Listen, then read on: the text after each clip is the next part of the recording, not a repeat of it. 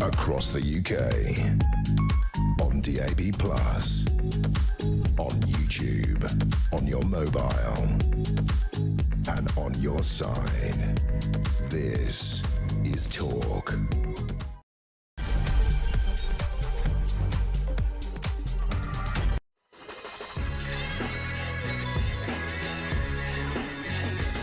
Well, at 3 minutes past 6 in the morning, a very good morning to all of you. I'm Mark Dolan. This is Morning Glory, a very busy 4 hours to come.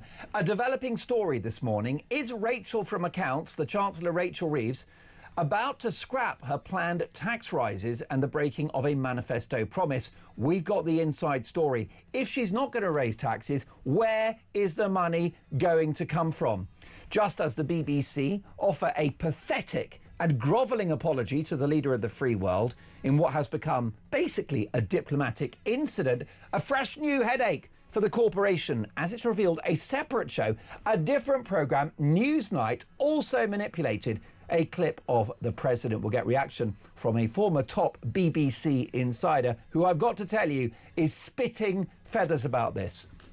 Meanwhile, the junior doctors, or resident doctors, as we've got to call them now, are officially on strike. But will this industrial action cost lives?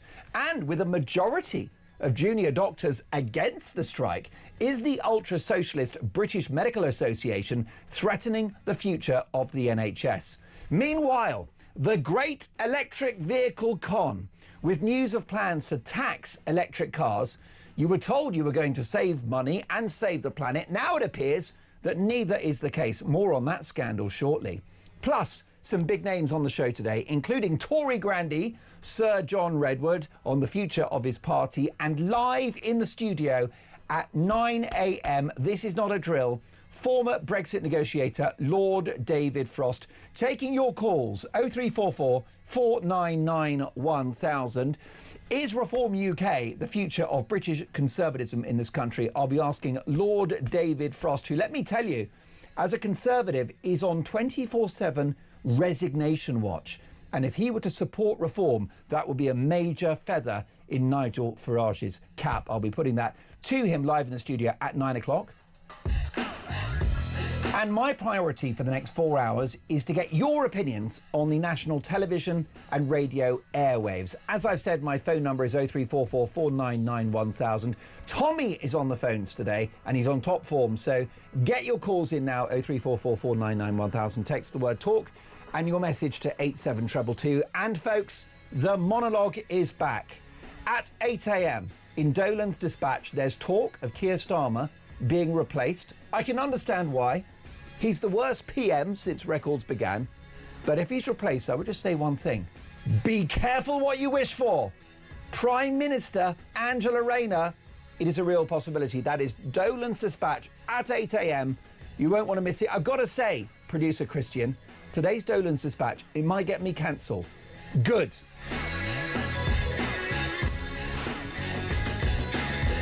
Probably not the right week for that catchphrase, but hey, welcome to Talk. If it's in my head, it goes on the radio, it goes on the telly. By the way, there are so many ways to communicate with us. Obviously, you've got the phones, you've got the text. You can do a voice note as well, because I know you're busy getting the kids ready for school. Maybe you're getting ready for work. Maybe you're at the end of a shift. But whatever you're up to, I want your opinions out there. So do leave a voice note if you're in a rush. And, folks, let me tell you that you can hear us on the radio, in-app and online. Or you can watch the show. Just head to YouTube. Search Talking Up, we pop. And as the saying goes, let's talk.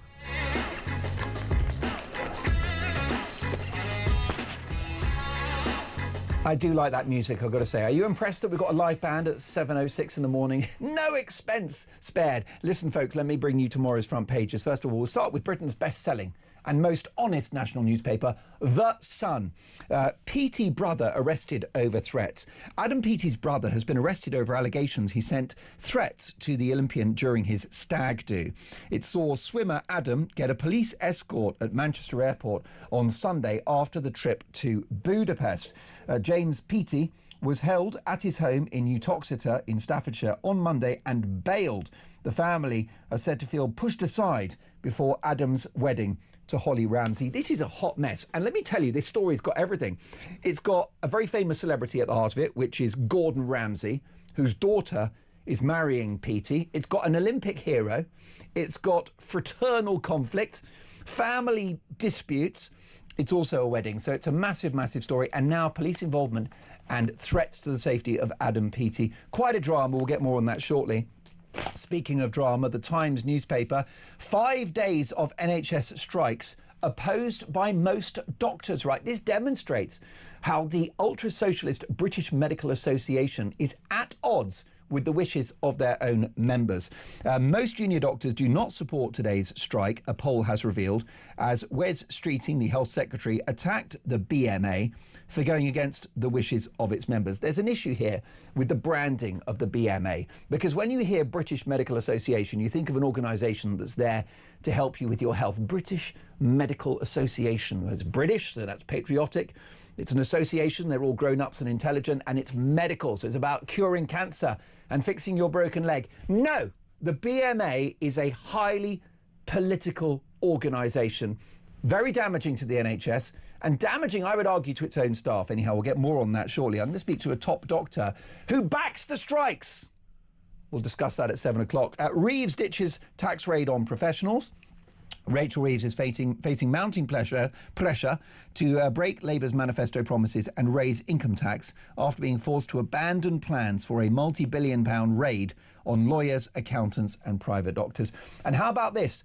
Denmark-style reforms to drive away asylum shoppers. Shabana Mahmood, the Home Secretary, will announce next week the most radical asylum reforms since the Second World War to end Britain's excessive generosity towards migrants. Clearly, the Home Secretary taking the government in a rightward direction on immigration. Will it work?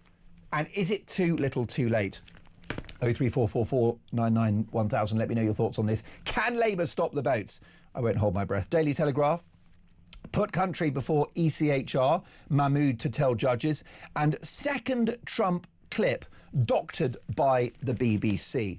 And Reeves drops plans for an exit tax on wealthy fleeing Britain. All we're getting today is that number 11 are not going to be raising these main taxes. Fine. Where's the money going to come from? Who is going to fill Rachel from accounts £30 billion black hole?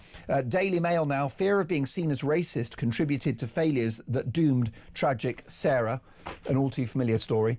I newspaper, now the I paper, UK to unveil stricter new Denmark-style laws for migrants. Financial Times, Big Short investor Burry shuts fund over fears that valuations are too high. Daily Express, Sarah failed by officials afraid to cause offence. The Guardian, BBC apologises to Trump over Panorama but rejects $1 billion claim. Do you think Donald Trump should pursue his legal action against the BBC? Let me know on the text, 87222. Do you think that Trump should just take the BBC down and take them down to Chinatown? Love your thoughts on that one. Also in The Guardian, consultants may join strike over doctors' pay. Yeah, well, of course, the consultants, they're only on about 150 grand a year. And as you well know, almost impossible to rub along with a small income like that. Not. Daily Mirror, bombshell scandal files. Andrew knew Epstein abused girls. Andrew Mountbatten Windsor knew Jeffrey Epstein was a child abuser, bombshell files claim. The ex-Prince's accuser, Virginia Giuffre, made the allegation to a lawyer in 2011 and denied it in his 2019 Newsnight interview. Worth stressing that Andrew Mountbatten Windsor denies these allegations. However, it's more fresh headlines that will certainly support the King's decision to strip his younger brother of his official Prince title. And last but not least, Daily Star. Staying on the Royals, Andy X waves goodbye to the UK. Fergie's off and don't come back.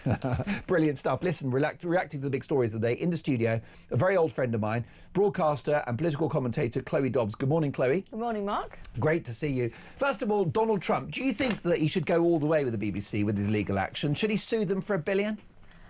I think that he should sue them, but I hope it's not $1 billion in the sense that that will completely end and bankrupt the BBC potentially. What I would like to see is that this forces the BBC to learn their lessons and really take a good look at themselves and recognise we have a huge issue with institutional bias. It's like the civil service. You've got to sack all of them. I know. They need to wipe the slate clean and get rid of a load of staff and start again. I mean, what they really need is they need to bring in a new Director General who is a fresh set of eyes. Nigel Farage was saying this at his press conference the other day, that they need to bring someone in who's got a record on transforming companies that are going under, turning them around, changing the culture. That's what they need. Now, whether they'll do that, I highly doubt it. But the problem you've got, the journalists and the producers there are young activists, and they'd all have to go. This is cultural within the organisation. I mean, don't forget, Tim Davie is actually a former Conservative supporter, so you can't really say that the issue ideologically was at the top. Well, Tim Davie may have recognised some of the problems but wanted to save his own skin and not rock the boat too much and just climb the greasy pole, perhaps. But I think, as you say, they're not going to themselves decide we want to change ourselves, we want to admit that we've done wrong. But maybe if they are in the face of going bankrupt because Donald Trump is threatening a huge lawsuit, they might realise we have no choice but to make sure that we are impartial and that we take very careful measures and fire the appropriate people to do so, because we are going to completely go under otherwise. Well, I don't know about bankruptcy, because their income is about £5.5 billion a year if you include not just the licence fee, but income from BBC Enterprises, which is selling formats around the world. And actually, if they had a kind of financial correction of £1 billion, then they would have to cut their cloth, which every other media organisation has been doing for years now, and which the BBC hasn't. Well, I mean, they seem to have a million staff on every single show. I mean, that Glastonbury debacle with Bob Vylan, I heard they had 200 staff there just at Glastonbury at the festival. Well, you don't need that many people. Okay, and that's what happens when it's not your own money and it is public money that you're dealing with, is you splash the cash everywhere. They need to have an efficiency drive at the BBC. The licence fee keeps on going up, and you end up paying more for it than you do for Netflix and other places that seem to manage to put on a load of huge shows without having needing quite as much cash from you. I think that there's a huge efficiency problem at the BBC that needs sorting out, let alone the impartiality issues. And there need to be £1 billion, as you say. That's not... Maybe it won't completely bankrupt them, but it will force them to take a good look at themselves. And also, you've got to bear in mind, in terms of revenue, that a lot more people are potentially going to be not paying or cancelling their licensing fee after this debacle, because I think this is the final nail in the coffin in terms of their reputation. I think so. I mean, if you look at X, when Elon Musk bought X, he got rid of 80-90% of the staff. Right. You don't need them. The service, if anything, it improved. Yes. Yeah, it was less woke and it was more about free speech, which is what this place is about. By the way, Sam, have you got any romantic violin music? Because have a little think about that. Let me know if you do, because I'm going to read out the BBC's apology, and I think we should make it poetic, okay? Because it's a beautiful thing. But we're gonna come to all of that. But the BBC are definitely in hot water on this one, with a fresh development, which is it's a second show. It wasn't just a Panorama. Newsnight now implicated in a stitch-up for the President, Donald Trump. And the problem is that this is a diplomatic incident. This is our national state broadcaster, Chloe, which is bringing shame on the nation. And we're paying for the privilege. I know, and look, every news outlet is Ofcom regulated, but the BBC in particular, they have a greater responsibility to be completely impartial compared to anybody else, because it is paid for by public money. And that is the reality, and they are completely failing in their duty to do so. And look, the news, it's constant. You're constantly putting out shows. Of course, there are going to be mistakes made, right? But when there is a mistake, you need to correct the record. And if someone complains about it and highlights it, you need to take that seriously. And what we're hearing is that in 2022, on Newsnight, they put up a clip that was cut almost exactly the same way as the Panorama one, where they took that sentence at the beginning of the speech and the sentence 54 minutes later, put them together, right? And they didn't just put it out. They had Trump's former chief of staff on the show, Mick Mulvaney, good friend of mine, saying you've cut that up atrociously, that completely misrepresents what he said, that's not the truth. He then apparently tried to, we're hearing from a whistleblower that he tried to raise that issue again with the BBC the following day, and his concerns were completely dismissed. Well, that's right. Let me tell you. And then they do it again in 2024. Right, it's wild. It wasn't a mistake. Stop saying it was an oversight and an error. It wasn't. It was a manipulated clip. It was propaganda. We're paying for it. And they've done it twice. We've got the damning clip. That's next. We're going to cheer on our brave senators and congressmen and women, and we fight. We fight like hell. We're going to cheer on our brave senators and congressmen and women, and we're probably not going to be cheering so much for some of them. Listen, powerful stuff and, of course, devastating because that further affects the integrity of our national state broadcaster. And we now have the apology towards Donald Trump by the BBC, and it reads, "We accept that our edit unintentionally created the impression that we were showing a single continuous section of the speech rather than excerpts from different points in the speech, and that this gave the mistaken impression that President Trump had made a direct call for violent action. The BBC would like to apologise to President Trump for that error of judgment." Well, I'm going to tell you something now. I don't think that's enough. I think that's inadequate, given the fact that our national state broadcaster has essentially created a diplomatic incident with the leader of the free world, with the leader of our number one economic and military ally. It's not good enough. More heads need to roll. And let me tell you that I back Donald Trump's move to sue the BBC till kingdom come. Folks, a lot more to get through, more front pages. And Shabana Mahmood, the Home Secretary, is looking to adopt a Danish-style plan to tackle illegal immigration. Will it work? Will Labour stop the boats? That's next.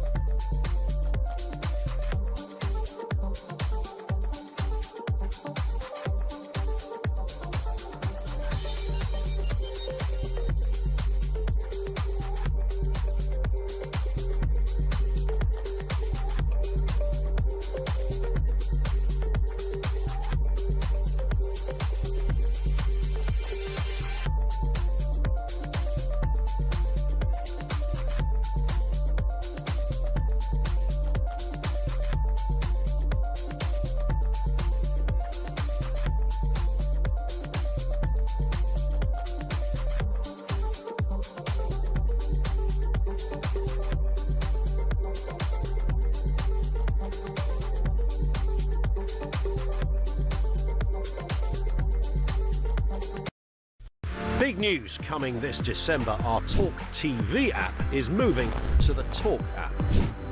You can watch, catch up and listen to all your favourite shows and podcasts anytime, anywhere, all on the Talk app.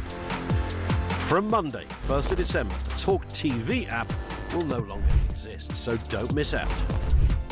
So head over to your App Store or Google Play and search Talk now.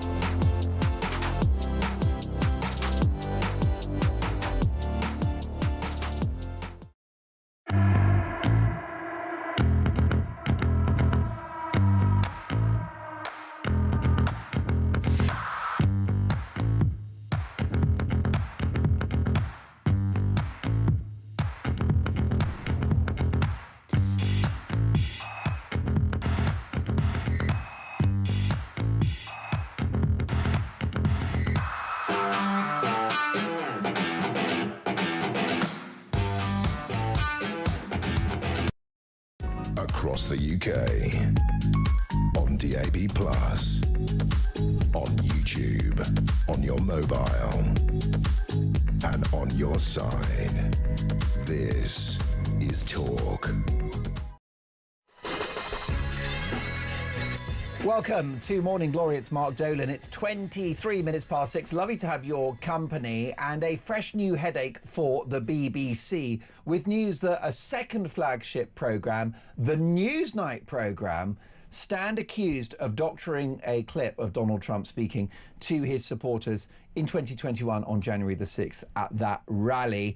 Now, what we've got here is a developing story because the BBC have already apologised for the Panorama incident, but are they going to have to apologise again with this fresh new development? Here is a clip of Trump critic, a guy that was Donald Trump's chief of staff, but wound up being a critic of the president following January the 6th, calling out Newsnight's very, very bad edit on the show. Nothing was done by the corporation. This is a fresh news story. It's breaking this morning. Take a listen.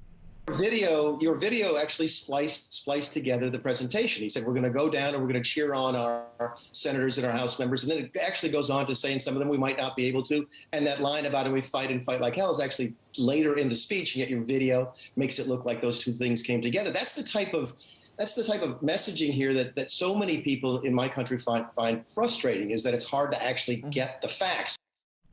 Well, Tim in Portsmouth is not happy. Good morning, Mark. Yes, Donald Trump should sue the BBC and sue them big. He could donate the money to a good cause. That is Tim in Portsmouth. We also have this from Michelle. Good morning, Mark. Michelle from Altrincham here. I love watching you from Friday to Sunday. Well, Michelle, thank you for that.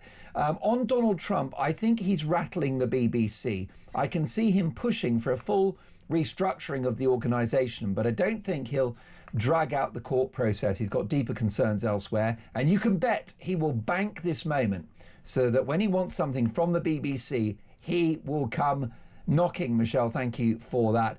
Peter in Croydon says, good morning, guys. Read BBC bias. Where there is money, there is widespread corruption. It's not their money. I hope Donald Trump does sue the BBC for $1 billion. Teach the juveniles a harsh lesson. And Tony says, Mark, if the BBC refuses to pay compensation to President Trump, he will impose further tariffs on the UK economy. Simple. Tony, you're so right. That is what strong leadership looks like. This is the problem with the story, Chloe Dobbs, is it once again brings the BBC into disrepute. This is following the leaked memo from someone advising the BBC on standards, Michael Prescott, that the BBC have been rewriting our history through a woke lens. 30 top professors, including Oxford and Cambridge, wrote to the BBC saying, these are lies that you're saying about our past, ignored by the BBC, selling a pro-trans message and ignoring gender-critical feminists, and being pro-Hamas in its Gaza coverage. This is a hot mess. Absolutely, and there's just no excuse for it. I mean, as you say, it's not just one mistake that they have made on on the Trump Panorama documentary. It's on loads of different things. It's on Gaza. It's on gender-critical views that they're failing to cover, and all sorts of areas where they make mistake after mistake after mistake. Right? I mean, when it comes to the war in Gaza, we had that report saying they breached their own guidelines over 1,500 times. And when you're making these mistakes, and you've got people coming to you like Michael Prescott, ringing the alarm bells, trying to meet with you and trying to address them, and you don't take those concerns seriously, I'm sorry, but there's no excuse. And then to find out with the Trump documentary, that it wasn't just that Panorama documentary, but they also did it on Newsnight 2 years before. They were, as you said, as we just saw there, berated by Trump's former chief of staff live on air. The presenter just dismissed those concerns rather than address them, and then the following day he tried to bring it up with the BBC. They weren't interested in hearing it. There's no excuse whatsoever. So I think that they're probably a bit big for their boots, thinking that they can win a lawsuit against Donald Trump on this, because yes, they've sent their apology, but they haven't met his demands. They've got until 10 p.m. tonight to meet Donald Trump's demands, and that is 3 demands. It's one, any content, and that's not just this, but any content on that could be articles anywhere on the BBC website that misrepresents Donald Trump. Those need to be gone. The apology we've now got, but also it says he needs to be compensated. So he wants cash from them regardless of whether they take this to a lawsuit or not. And they're not offering anything. They think that they can win against this man in court. And I understand that from a defamation perspective, they can argue, oh, well, you won your election, so we didn't really harm your reputation that much. But I think regardless of the election result, I think that the BBC's coverage has led, when I talk to people in this country who don't follow American news that closely but just see the odd headline, they all think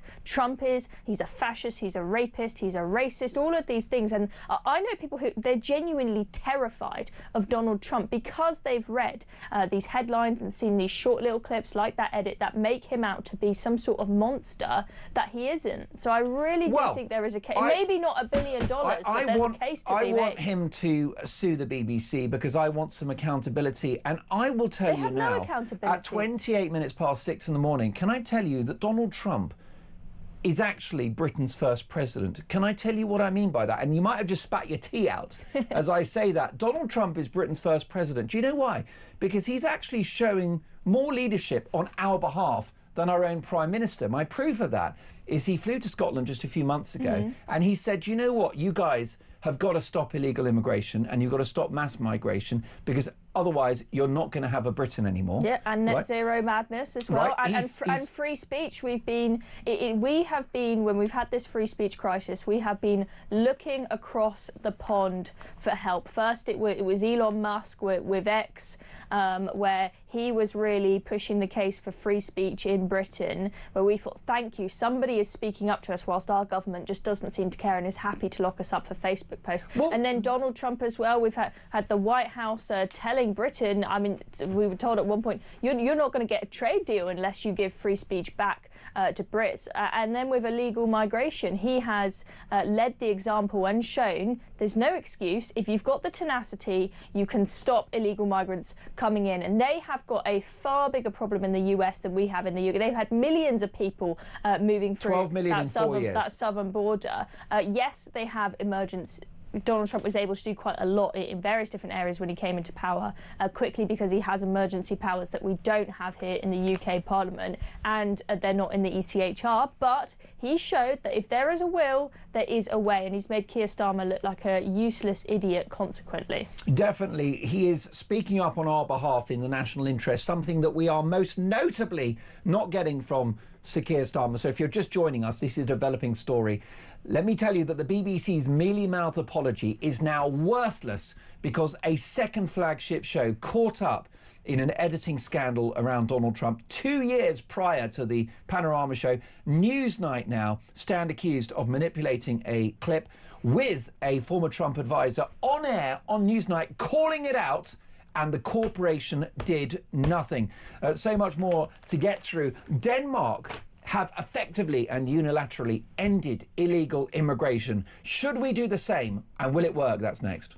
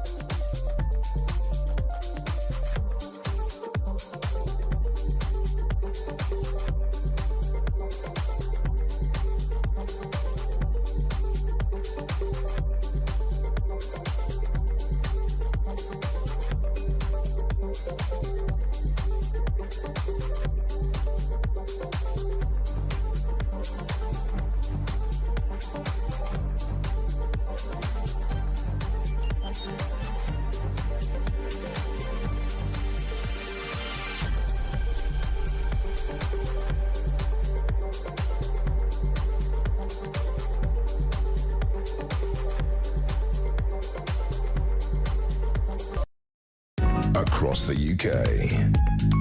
On DAB+, on YouTube, on your mobile, and on your side. This is Talk. 6:34, Mark Dolan on Morning Glory. Lovely to have your company. At 8 a.m, it is Dolan's Dispatch, and I'll be dealing with this egregious government and our awful Prime Minister, Sir Keir Starmer, in no uncertain terms. There are efforts within the Labour Party to remove him, which I can understand, but be careful what you wish for. That is today's Dolan's Dispatch at 8 a.m. Plus on today's show, Tory legend Sir John Redwood on the future of his party, and live in the studio at 9 a.m, is he about to defect to Reform UK? Lord David Frost, live in the studio at 9 a.m. Of course, Britain's heroic chief Brexit negotiator, the man that got Brexit done. Lisa has said, good morning, Mark. President Trump definitely should sue the BBC.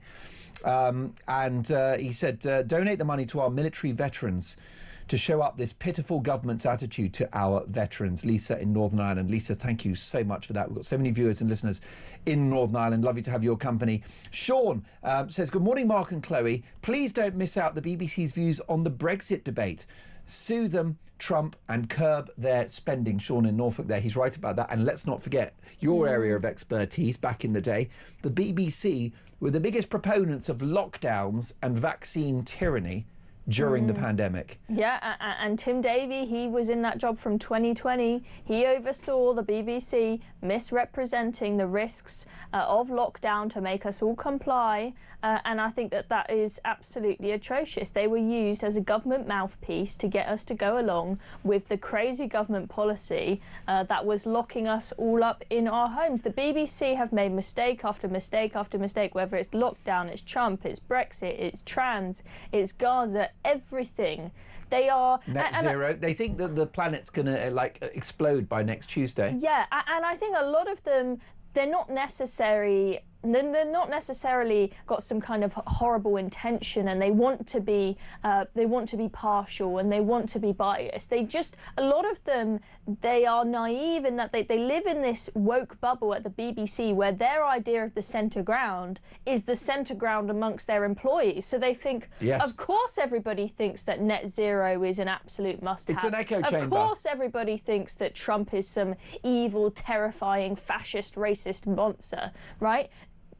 And so they just don't understand, because they're not in touch with the people of this country and what a normal point of view is. The BBC, they don't believe the polls that Reform are leading. It's over 100 polls in a row. They think, oh, it must just be some blip, or it must just be because these people have been misled by Nigel Farage right-wing media hypnotising them or something. Yes, they've just been brainwashed. People can't possibly support a party that wants a country to have border control. They just don't get it, and that's why they need, ideally, to wipe the slate clean and get rid of a load of employees, not just for efficiency reasons, but to make sure that they have people in there that actually understand what impartiality is. And I would scrap the licence fee, and I would also halve the budget of the BBC as well. Sharon has said, yes, we need Trump to come to the UK and put our country in order. Starmer is a total muppet. Well, I know that it sounds crazy, but he's sort of our first ever president, because he's speaking on our behalf,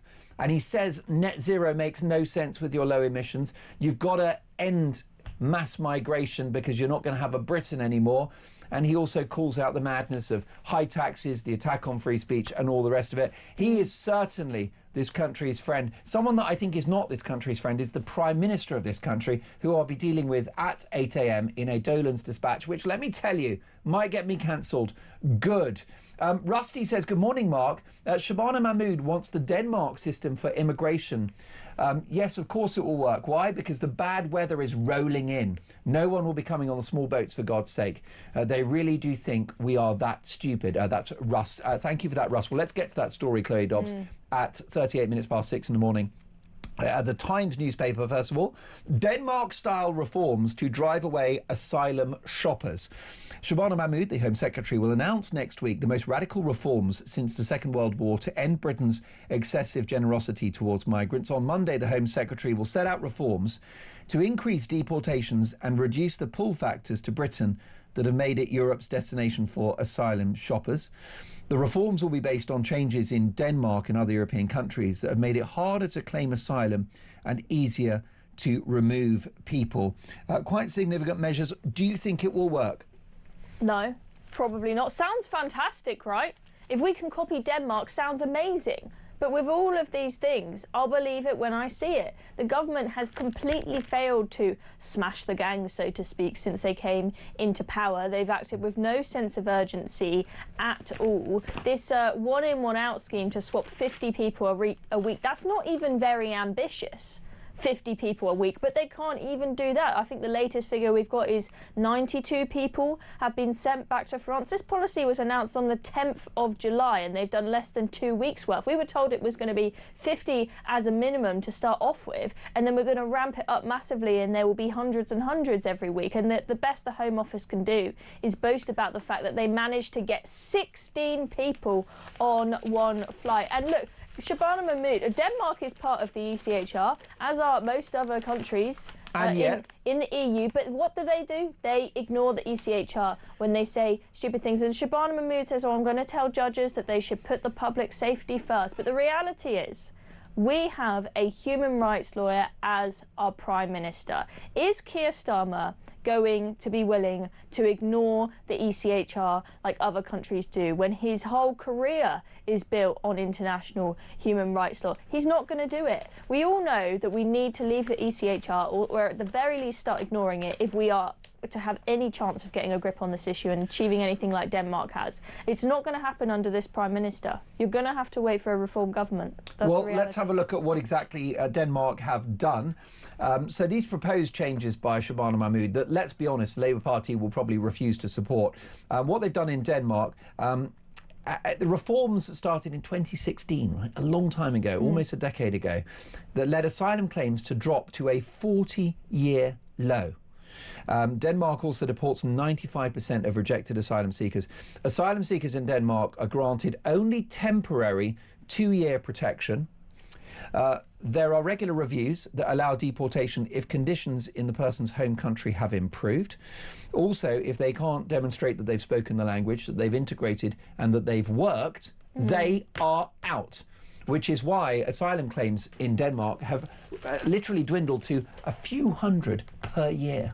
And it's incredible, and I would love for us to emulate that here in the UK, and absolutely it should be a requirement like they have in Denmark, that you speak the language, you're in full-time work, and if you fail to integrate, you are out. But as I said, I do not think it is going to happen with a human rights lawyer as our Prime Minister. No. And look, and a bunch of woke lefties on the back benches. Exactly. Well, this is the thing is, I mean, we were talking in the break, Mark, about how Labour, they've really got this identity crisis at the moment. They don't know where they stand because they are losing voters in all different directions. When they're losing voters to not just Reform, but now to Zach Polanski's Rising Green Party, you've also got the Jeremy Corbyn and Zara Sultana, your party as well. Which way do they go? Do they go left or they go right? I mean, look how much of an uproar that Island of Strangers speech caused, that Starmer did. I mean, a lot of people, a lot of us said, oh, actually, he's talking a little bit of sense there. But then, of course, he had to take the comment back, say that he didn't write it, his speechwriter did it for him, and he had just read it off an auto cue and he made a silly mistake. That it's very clear whenever the Labour Party, they try to talk the talk on immigration, you know they're just putting on a front and they don't actually mean it, and they're just... Dave agrees with you because Dave says, good morning, Mark, it doesn't matter what idea the government implements, they don't have the will to deport the illegals. That's the truth. They want open borders. There's no question about that. Shall we have a look at today's migrant tracker? Shall we see where we are on the hashtag migrant cam? Channel migrants since Sir Keir Starmer became Prime Minister. Are you ready for this? This is a man that was going to smash the gangs. 62,012 people have crossed the channel illegally since the election of 2024. This is a man that said he would tackle this, he would stop the boats. Quite the opposite has happened. It's exploded. Now, of those 62,000 people, how many are criminals? How many are potential sex offenders? How many have terror links? We don't know, because they chuck their documentation and their cell phones into the sea. And that's why this is a national scandal, and why I'm saying on Morning Glory that this is a national emergency. Illegal immigration. We've just had Remembrance Weekend. where we reflected on the veterans who fought hard and gave their lives to protect our national boundaries. Now, in peacetime, we have open borders, which is making us poorer, more divided and less safe. It's got to stop. Migrant numbers for 2025 alone, 38,770. Chloe, this is a national scandal and a national emergency. Absolutely, but the government are not treating it like an emergency because they do not, in their hearts, genuinely care about this issue. I mean, when we had Yvette Cooper as our Home Secretary, I thought... Sour-faced, pen-pushing political hack. But she's the one who had that refugees welcome sign. We've all seen the pictures. She believes in open borders, yet she's in charge of controlling our borders. And the same goes for a lot of the Home Office. You've got a lot of activists working in the Home Office who work to undermine the security of our borders. I thought it was really... embarrassing when on Remembrance Sunday there was some good weather and you had huge numbers of boats flooding into Dover in the middle of the Remembrance service in Dover. You have these veterans there, probably a lot of them have friends who are on the streets, have PTSD, aren't looked over, and they look over their shoulder, and whilst they're remembering their fallen friends, they see these men all coming into Dover, being processed, about to be put in their hotel. That was also the same day on Remembrance Sunday that we had one of the hokey-cokey migrants come back who had already been deported to France once. So much for a deterrent. If anything, it's doing the opposite of being a deterrent and showing if you get kicked out of Britain, you can come straight back in, so there's no deterrent whatsoever. It is an absolute scandal, and the thing is it's just going to keep getting worse and worse, I think. And I think that what's going to happen is if we do have good weather for the rest of the year, we could really smash that 2022 record of 45,000 on the small boats. That will be a scandal. So damning for them if that happens. Well, just 2 weeks ago on Morning Glory, we did a bit of research on this, and we've calculated that upwards of 1/3 people will likely enter the country illegally this Parliament. 1/3 and the left will tell you that the numbers are trivial. 1/3 of individuals that we don't know, who some in the past have gone on to commit egregious crimes against our citizens, is not a trivial number, but this is what the left do. We've just had that small boat migrant sentence in Oxford yesterday to 12 years for raping a teenager, and turns out that he had previous offences in Germany. Yes, you may get some people who genuinely are fleeing war and persecution coming our way, but in the mix we get all the people who are fleeing crimes in other countries. Most definitely. How about this from Steph? Good morning, Mark. There are various institutions that need to be culled, the BBC being one of them. Our political and civil service institutions also need complete change. If this doesn't happen, nothing will change in this country, says Steph. And Bobby on this developing story, if you're just joining us at 46 minutes past 6, a fresh new scandal for the BBC. They've just apologised to Donald Trump, but it looks like they're going to need another apology, an apology 2.0, after a second flagship programme is implicated in a edited clip around Donald Trump and the January the 6th Capitol riots. This is Mick Mulvaney, who's a former Trump advisor, called out a very misinformation-based edit on a Trump speech, right? A very misleading edit. And this is a fresh new headache for the BBC. Well, let me tell you that Bobby says, Mark, we are all being groomed to think that Trump is the devil. The BBC and Labour have been feeding us this line for years. Well, we've got a voice note on the issue of Trump and what this means for the BBC from Ian. Ian, take it away. Morning, Mark. Ian from Liverpool. I do think you should sue them. Obviously, mate, we don't want them suing them for, mega money and all of that. It's never going to come to that, is it? But something needs to be done, mate. I mean, for the last 8 years, maybe 9 years or so, Donald Trump's been telling everyone who'll listen, fake media, fake media, fake media. He's been proven right, mate. All this stuff, it's a mistake. It's not a mistake. It's not a mistake at all. It's basically election interference. Ian, what a brilliant voice note. Get your calls in 0344 499 1000. Should Donald Trump take the BBC to the cleaners? Let me know your thoughts about that. But next up, the Times newspaper reveal exclusively that Rachel Reeves is considering ditching her plan to break a manifesto pledge on income tax. Plus, is Keir Starmer on borrowed time? All of that is next.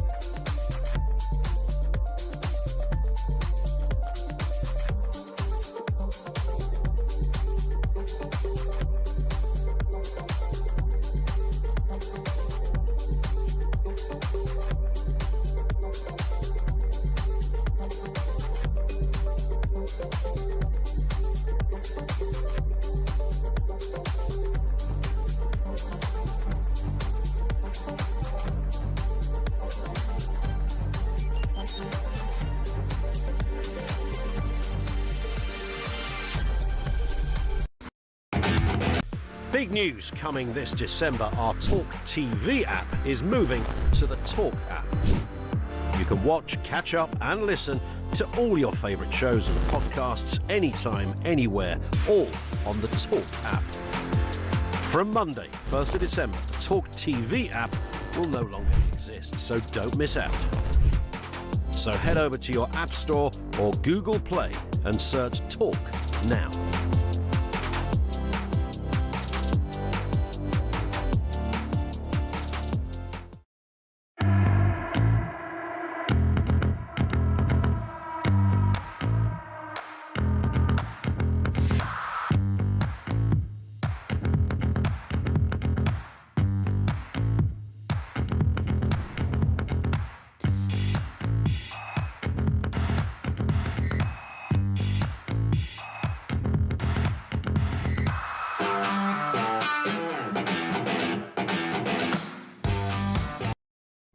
Across the UK, on DAB+, on YouTube, on your mobile, and on your side. This is Talk. 6:52, Mark Dolan on Morning Glory. Lovely to have your company. Live in the studio at 9 a.m, former chief Brexit negotiator, Lord David Frost. Is he about to defect to Reform UK? We've also got Sir John Redwood on the show and the future of the Conservative Party. And at 8 a.m. in today's Dolan's Dispatch, Keir Starmer under major pressure. It looks like he'll be gone in a matter of months, but be careful what you wish for. That is today's Dolan's Dispatch at 8 a.m. With me in the studio reacting to the big stories of the day, political commentator and broadcaster Chloe Dobbs. And can we have a quick look at the issues surrounding the Prime Minister? With meltdown in the number 10 operation, this is a guy in a Prime Minister that gets through special advisors like James Corden gets through Krispy Kreme donuts. And now his Chief of Staff, Morgan McSweeney, under major pressure. This is a complete disaster, isn't it? I mean, the handling of this has just been absolutely atrocious. We hear all the front pages, well, a lot of the front pages saying the PM is ready to fight any leadership challenge against him, and then everyone goes, well, what leadership challenge? What's going on? And then we had Guido reporting that a Wes for Leader website had been created, but then Wes Streeting was on the morning round saying, I don't know what you're talking about, you've all made this up, there's no leadership challenge. And then we have number 10 can't make their minds up as to who on earth gave this briefing and saying, oh, it came from none of us. And then everyone's looking at Morgan McSweeney saying, you are the man who's meant to make sure the communications coming out of this place are not higgledy-piggledy. Surely a head has to roll there, but apparently he's saved his job. I think Starmer thinks that McSweeney's almost untouchable because he's the mastermind that won him the election. But I think that with McSweeney, even if he's good at running an election campaign, it's one thing being good at running an election campaign, and it's another thing being good at running a government and running the comms coming out of the government. And I think that the comms coming out of the government from day one have been an absolute car crash. They most definitely have. How long do you think Starmer's got? I think that he might cling on, at least until May, I would say. The thing is that there isn't an obvious successor. I mean, you said at the beginning of the show, be careful what you wish for, and quite rightly. Who else are we going to have if we get rid of Keir Starmer? I think it's going to be Rayner. Because the grassroots love her, the backbenchers love her. She's much more left-wing than the Prime Minister, and she's got a perfect sort of socialist backstory. Well, the popular ones with the Labour membership are Angela Rayner and Ed Miliband. Both of those are horrific options. And although the membership, normally when you start seeing a leadership challenge emerge, it comes from MPs and members of the cabinet resigning. But those that are actually in Parliament and those that are in the cabinet probably do not want Angela Rayner or Ed Miliband. They are at odds with the Labour Party membership. So I think you're unlikely to start seeing a load of cabinet resignations demanding that Keir Starmer resign. And the same goes for Rachel Reeves, right? Is that she's terrible, but who else have you got? The markets, when she started crying on the front benches and the markets having a bit of a meltdown, they weren't hoping that she would go. They were worried that that might be the start of the end for her, because they thought, oh gosh, although Rachel's bad, anyone else we're going to get is going to be even more fiscally irresponsible than she is. I mean, there's just a complete lack of talent in the Labour Party, which means that it's hard to topple these people. I mean, the fact that the best talent we could find for deputy PM after Angela Rayner went was David Lammy. Mastermind himself. Mastermind David Lammy, Calamity Lammy, who Robert Jenrick brilliantly put to shame in the Commons with a brilliant grilling the other day, which I'm sure you saw. I thought it was fantastic. But yeah, and now we've also got this news come out of Number 10 that the income tax is not going to go up. But then you ask, where on earth is the money going to come from? And you can see we've got all of these stories on the front pages of various different ways that Rachel Reeves is trying to find money and then being told, that's not going to work. People are going to move their money around. She keeps trying to come up with all these niche taxes. So she was thinking of doing a tax where if you flee the country and try to go to Dubai or somewhere else, we'll charge you to do so, and we'll take a load of money off your assets that are in the UK. And she's been told, nope, sorry, you're not going to get any cash for that, because people will flee before that comes into place, and you'll lose even more wealth creators than you had initially targeted. And then we also hear the limited liability partnerships where people like lawyers can avoid paying national insurance. She was going to use that as a way to raise some cash, but she's been told, nope, that's not going to work. They'll move their money around and whatnot accordingly. That's not going to raise any revenue. So if they're going to ditch this income tax rise because they're terrified that it's going to be the end of the Labour Party, I mean, their reputation's pretty bad as it is, but that it's going to get even worse and it's going to be the end of days for them. The money's got to come from somewhere. Well, right? the party won't let her probably... The party won't let her save money by cutting spending. Exactly, but they won't let her put up income tax either. So where's the money going to come from? Well, we don't know, and this is clearly a decision. This decision, it's not confirmed, but it is rumoured that income tax is not going to go up as we previously according to thought. today's Times. It's clearly a political decision rather than one for the economy. I don't want to see taxes going up. I want them to cut spending. But the reality is, if you are going to raise tax in some way, raising income tax is probably going to be the only way for them to do it. All these niche taxes on the rich are not working because people are moving their money around. Well, if you're just joining us, then I can bring you the news that Labour are considering scrapping a proposed U-turn on income tax. And I predict, Chloe Dobbs, watch this space at 6:59 in the morning on the 14th of November, that an economic crash is coming, because I'm afraid gravity doesn't lie. The markets aren't going to like this because she hasn't said where the money's going to come from. This will be like Liz Truss times 1,000. At least Liz Truss was trying to grow the economy. And I'd take Liz Truss all day long over this egregious government. And I'd take you all day long, Chloe, as a brilliant broadcaster and journalist. Thank you for joining us, and we'll catch up very soon. My thanks to Chloe Dobbs there for her thoughts on this. Stephen says, Mark, you and Chloe are saying something on Labour and immigration that needs to be more explicit. The future is not about left or right anymore. The future is about making decisions that are correct for the benefit of the British people. That is why reform is the new future. Well, I'll be putting that question to Lord David Frost. Lots more to come. Keep it. Morning Glory.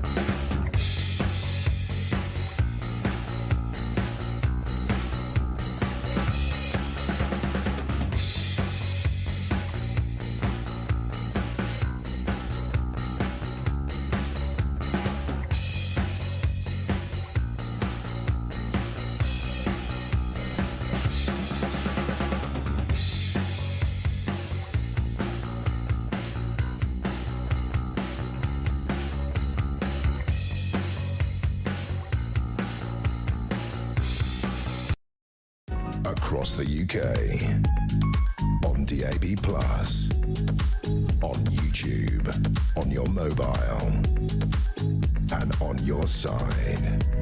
This is Talk.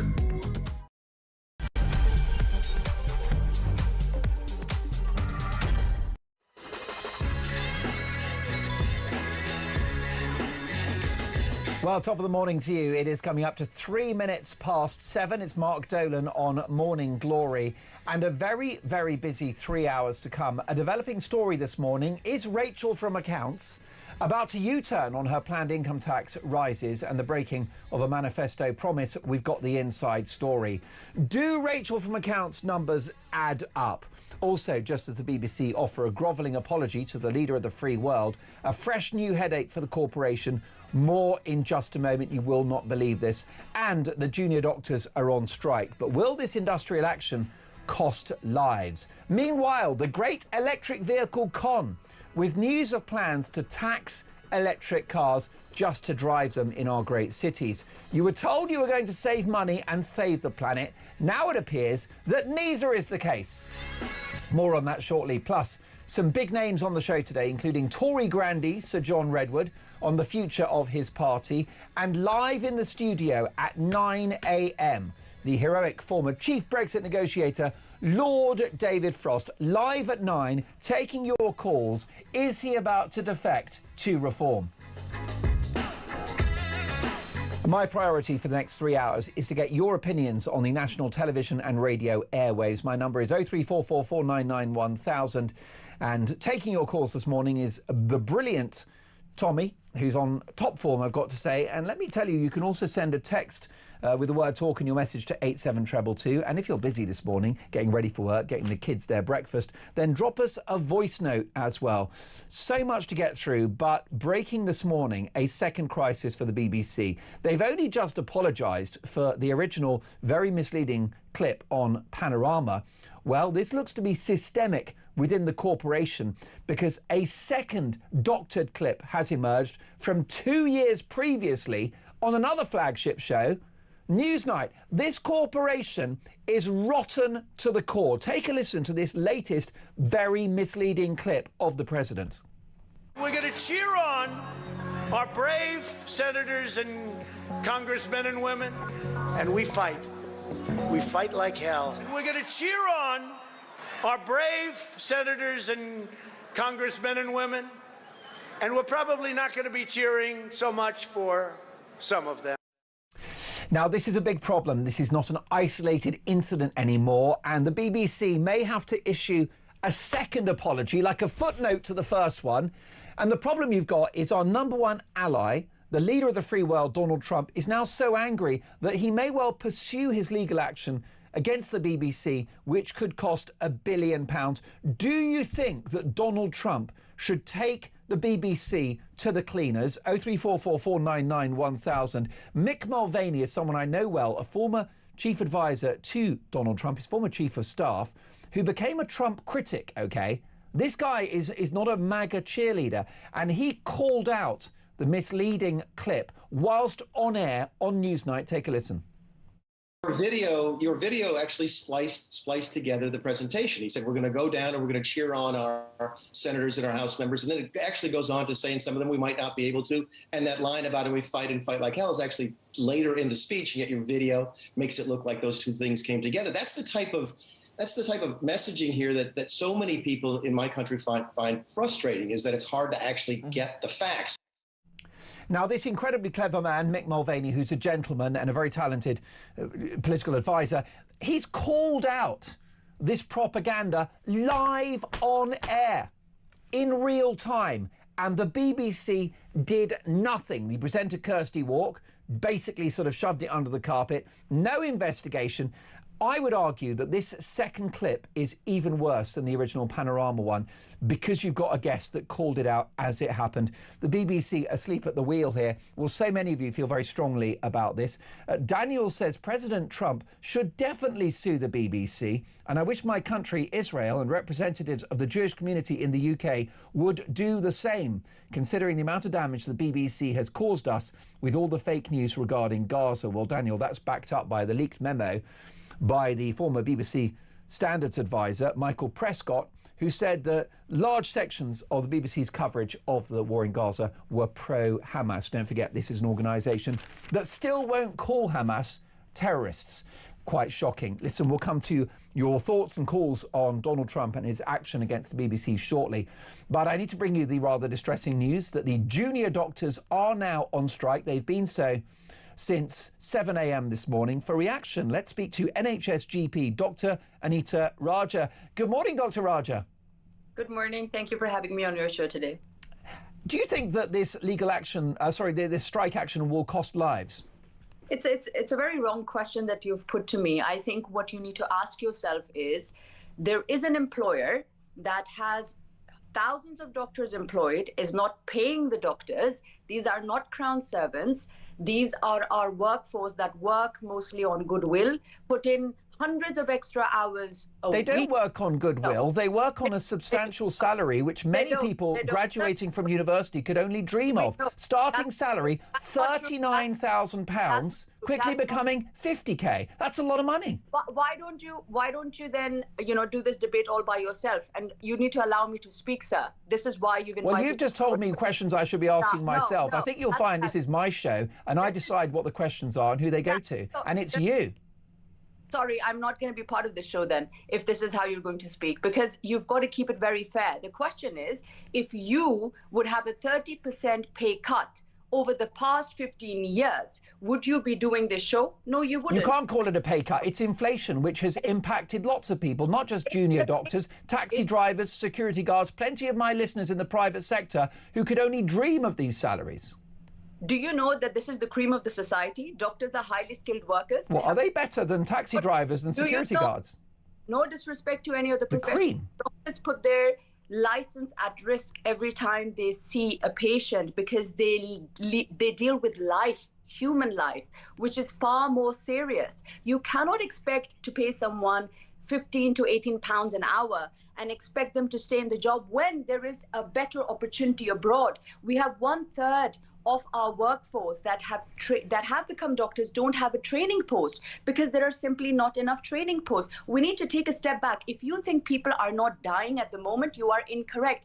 500 people are dying just because they cannot access care every single week. If you call out an ambulance, in most instances, there are no ambulances that can come out. If you go in A&E, the waiting times are dire. Our relatives, our parents are sitting in A&E, elderly people, from 12 to 24 hours, because there's simply not enough doctors, nurses out there. We need to create posts. We need to make it very lucrative for them to be able to work in this environment. And I must emphasize that doctors just want this to be fair.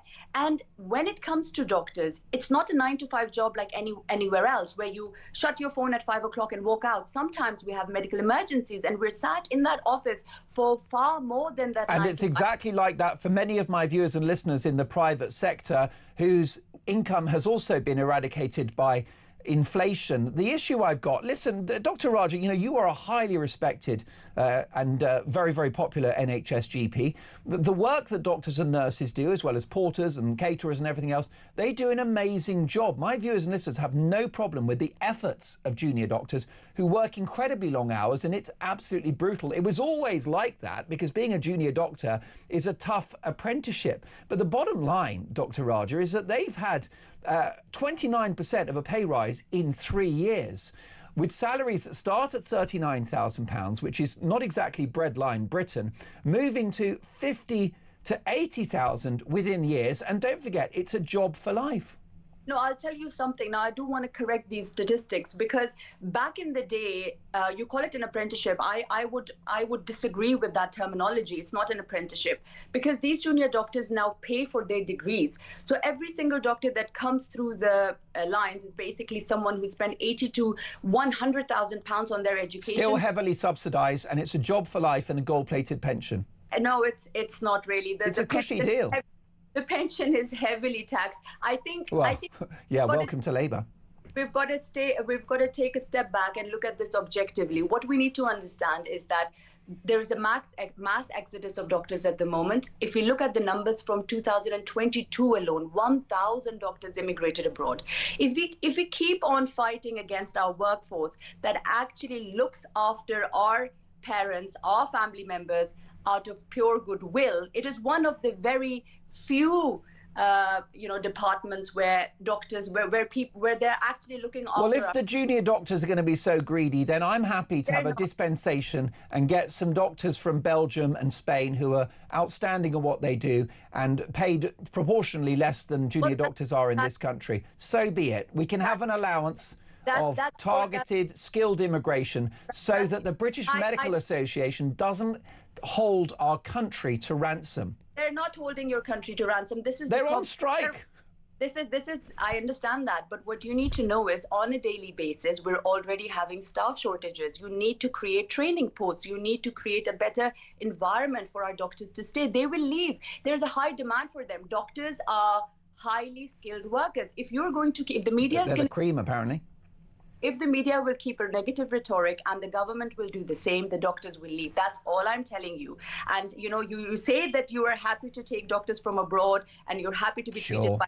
Trust me, that is not the case. There's a lot of racism within the NHS. I think you are very well aware of the reports that are coming out and have come out in the past few days.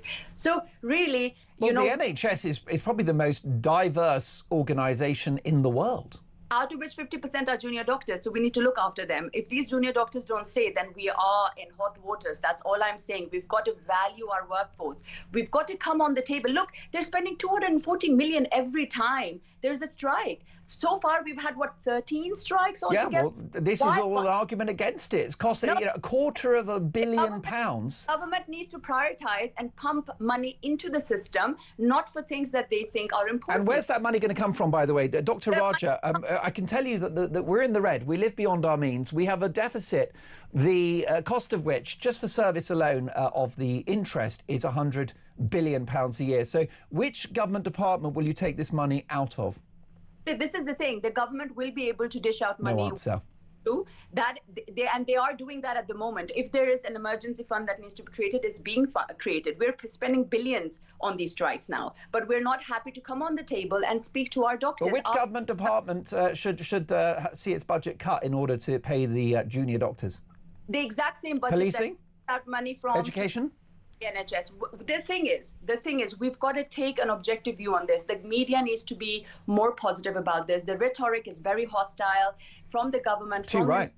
The doctors are not killing patients. The doctors are trying to make the NHS sustainable. If the doctors won't last, the NHS won't last. So we need to hold on to our workforce. These are highly skilled workers. These are people who are going to sustain the NHS. You cannot sustain the NHS on anyone apart from doctors, nurses. Pay them well for heaven's sake. We've had 13 strikes since March 2023. You are a caring and outstanding NHS GP. You're the kind of figure that makes the service world class.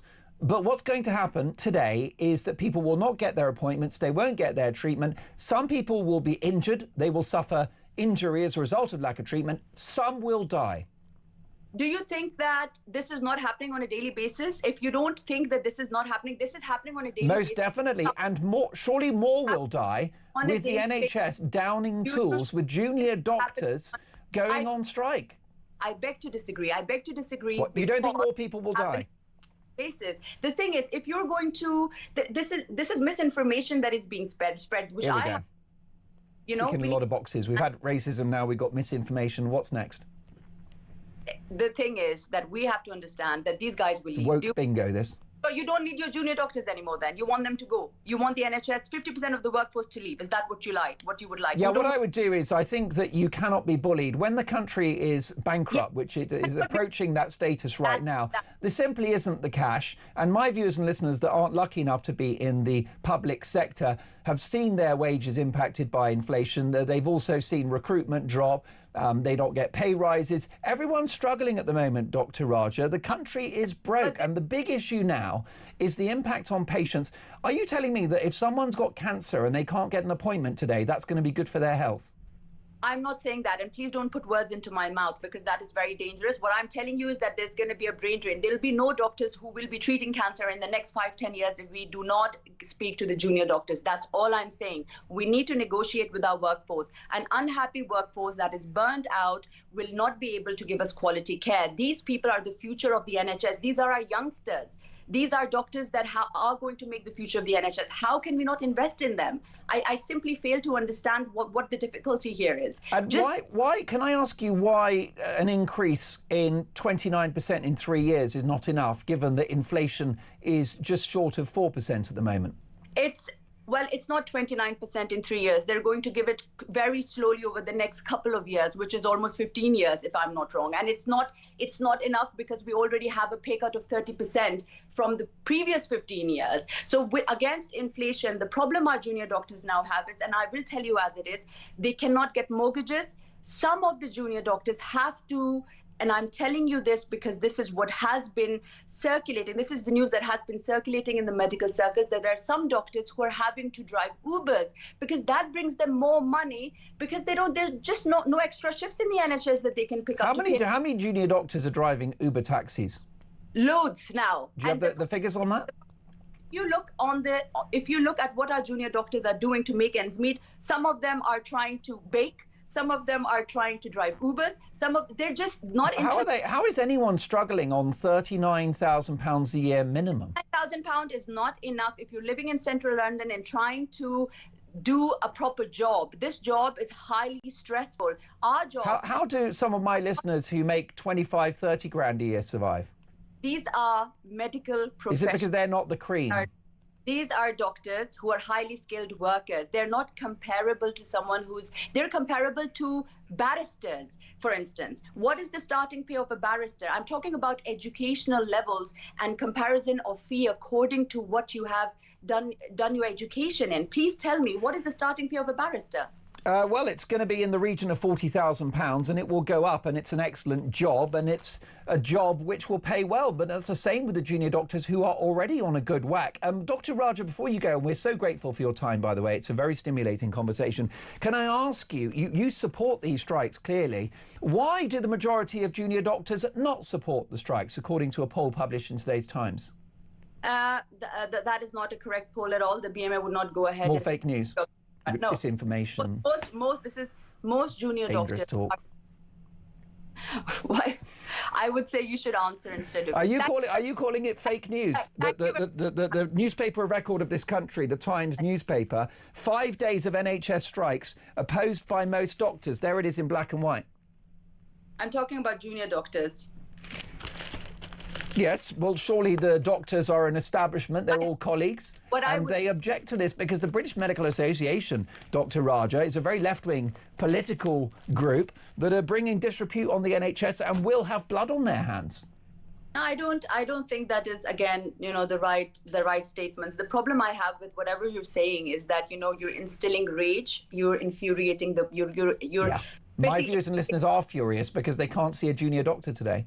Yeah, pay them well, pay them better. They will be there. Well, listen, Dr. Raja, I know that you're worth every penny because you're a very popular and important NHS GP. Thank you so much for the time. Really enjoyed the remarks that you made. And of course, you'll speak for many of those junior doctors who have down tools because they really want a better package. And Dr. Anita Raja suggests and stresses that we're suffering a brain drain of talent as a result of the poor terms by which junior doctors work. So, Dr. Raja, thank you for that. Your reaction, 0344 499 1000. Do the junior doctors deserve a pay bump? More on this next.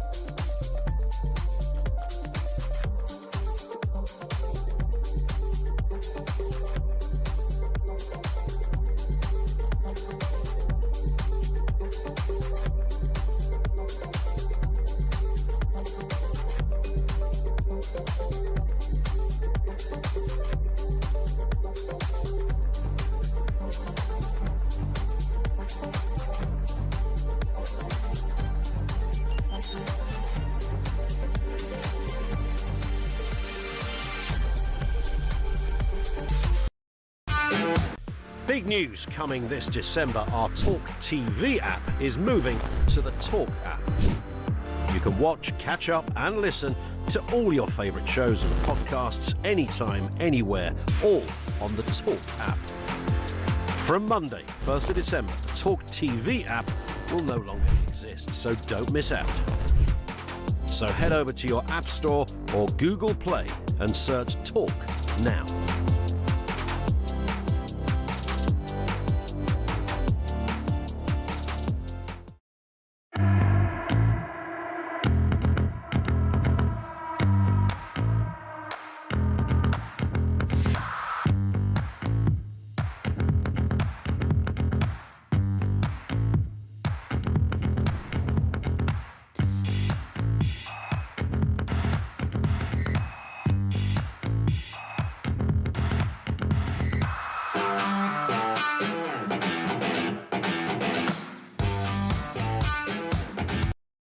Across the UK, on DAB+, on YouTube, on your mobile, and on your side.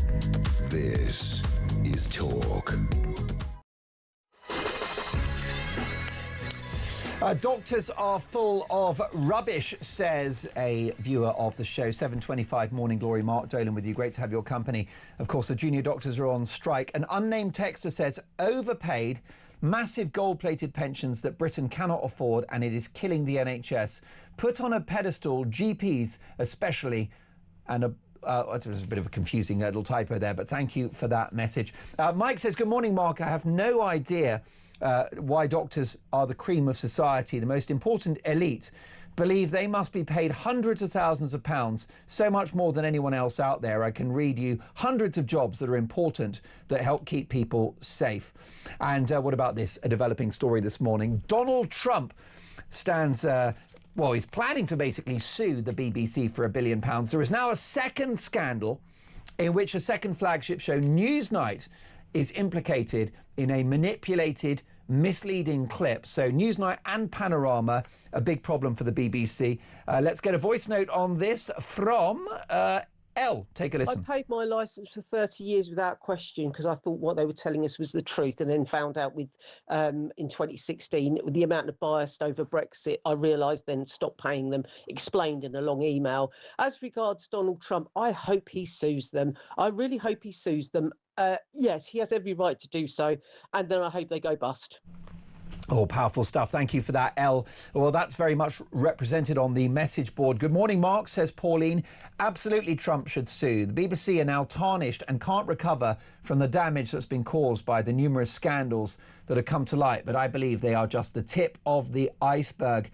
Yes, Trump should sue the BBC, says another unnamed texter. It's been biased for years. I never watch it, and I don't see why I should be forced to pay for a service that I do not use. Defund the BBC. Jackie says, Mark, the taxpayers of this country should take the BBC to the cleaners themselves. They lied to us deliberately as well. The left has been infiltrating for decades, and now we see the results. Keep going on our behalf. And last but not least, Mark has messaged in. Good morning, Mark. I'm Mark from Leeds. I think Trump should sue the BBC and also contact King Charles to let him know how angry he is and how the BBC edits have wrongly incriminated him. So we've got a second flagship show that has broadcast a misleading, heavily edited clip of Donald Trump on January the 6th, 2021. Let's get reaction now from a London Assembly member for Reform UK, Alex Wilson. Good morning, Alex. Good morning, Mark. The BBC have just apologised. They're going to have to do a second apology. Yeah, well, I'm not surprised. We all know the BBC News agenda is not fair and impartial. I stopped watching BBC News coverage probably around the time of the Brexit referendum, and it's no surprise that many other people are doing the same, and that month on month GB News has a higher viewership than the BBC News channel, and that's because people are looking for something that isn't kind of sneering and condescending and talking down to people who might have a view that's outside of the the kind of liberal elite. Most definitely.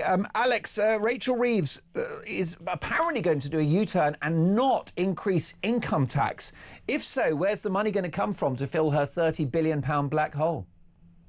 Well, this is quite remarkable. Having held that excruciating press conference a couple of weeks ago where she was rolling the pitch for tax rises, but without explicitly saying so, because, we can't say exactly what we're going to do before the budget, but very clear that was the direction of travel, and blaming everybody else apart from herself for the fact that this was needed, blaming Brexit, blaming the Tories, blaming the Ukraine war, all these things. It's someone else's fault with Labour. It always seems to be someone else's fault. They can never take responsibility for themselves. Well, what we all know is the reason the economy is in the state that it is at the moment is largely as a result of Rachel Reeves' first budget, which put up taxes on small businesses, hospitality, retail, particularly hit by the hike in national insurance. And as a consequence, month on month since that budget, unemployment has been rising, and it's now at the highest level since COVID. And if you have fewer people working, that's fewer people paying tax. And if they want to try and raise the revenue, then no wonder they thought they had to increase the rate that people were paying.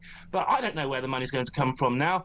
In the longer term, we need a different approach to the economy. We need to try and stimulate growth by, galvanising the dynamic force of the private sector. And you don't do that by taxing everything to oblivion. But that's a long-term approach. In the short term, God knows where she's going to get the money from now. But what she will do is she'll continue to blame everybody else apart from herself. Well, yes, the latest is hackers. We don't have economic growth because of hackers. Who knew? The bottom line is that growth in the last period recorded was 0.1%, which is as low as you can get without basically flatlining, borderline recession. That is the overall GDP figure per capita, per head, per viewer and listener to Morning Glory. It's basically a recession, which is quite shocking, which is why everyone feels so skint, because they are. But the issue you've got is that her party won't let her cut spending. She's not going to increase income tax. This is a bad portent for the future. I think an economic crash is coming. Well, she talks about her fiscal rules that she's not prepared to break, supposedly. But you're right, the Labour Party, the parliamentary party, won't allow meaningful cuts in public spending. You saw what happened when the government tried to not even cut the welfare bill, but just restrict the growth in the welfare bill by a small amount of about 5 billion. And the parliamentary Labour Party went into meltdown. So any attempt to get a grip on the bloated public sector simply isn't going to happen under this government. She's now backing off from raising income tax, which would have been a way of raising some money, certainly in the short term. It's remarkable, but it just goes to show what an absolute shambles this government has been. I didn't think it was possible, or certainly not possible as quickly as this, for a government to be so shambolic, so disorganised, so detached from reality as the Tories were towards the end of their period in office. But in a year and a half, the wheels have well and truly come off. God knows what they were thinking when they were in opposition. They had all that time to plan and prepare and work out what they were going to do in government, and they haven't got a clue. And I think part of it is because that Labour front bench, those cabinet ministers, none of them have ever set up or run their own business and had to understand what makes the economy tick, how you raise revenue, how you keep the lights on, how you keep things moving, and how you keep paying your staff, and how you have to employ people, and sometimes you have to sack people. But they don't understand that. And that's why their management of the economy is so shambolic. That's why we're in the state we are now. Of course, they would argue, and you've hinted at it, that they inherited a right royal mess under the Tories. Of course, the point is, they said they'd make things better. Things have got worse. Inflation's up, unemployment's up, growth is down, and my viewers and listeners are struggling. Alex, the Met Police is investigating tens of group-based child sexual abuse cases involving what could be described as grooming gangs, according to the force's chief commissioner. 9,000 historic cases. This puts a lie to the idea on the part of London Mayor that the capital hasn't got a grooming gangs problem.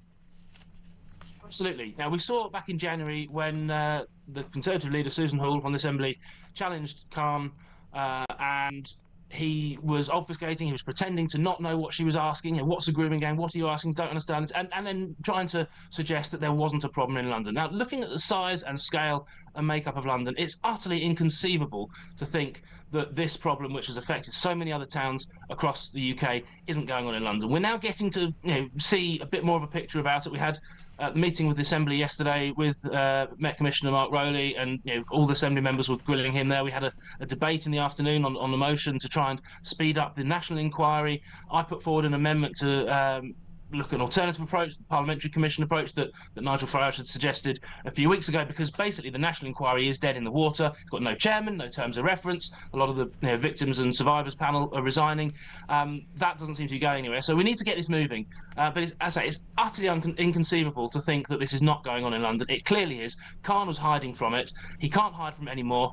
The truth will come out. Both Susan and I have been approached by a number of whistleblowers who at the right time will come out in public and completely blow the lid off this. But yeah, it's a real problem. We need to get a grip on it. We need to hurry up and get the answers that everybody, most importantly, the victims and survivors, need and deserve. Well, Susan Hall, the politician that's been calling out the problem of grooming gangs in the UK and in London in particular, gaslit by the London Mayor, joins us on the show in the 8 o'clock hour. Alex, great to see you again. We'll catch up soon. Alex Wilson is the Reform UK London Assembly member.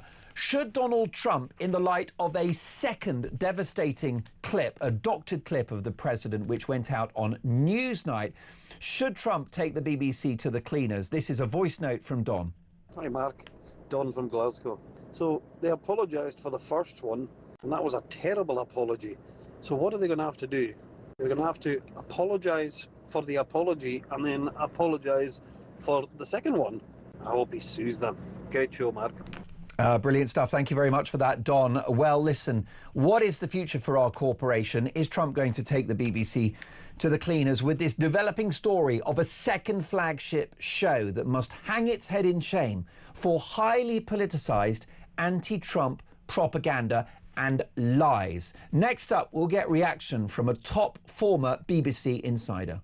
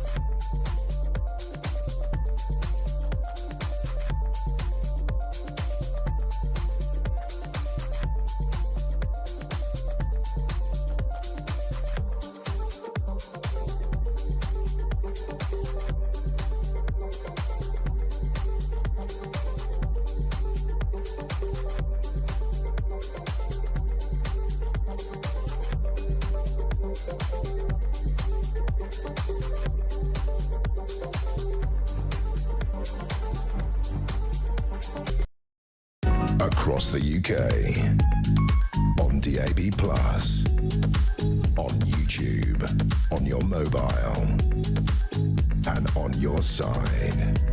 This is Talk.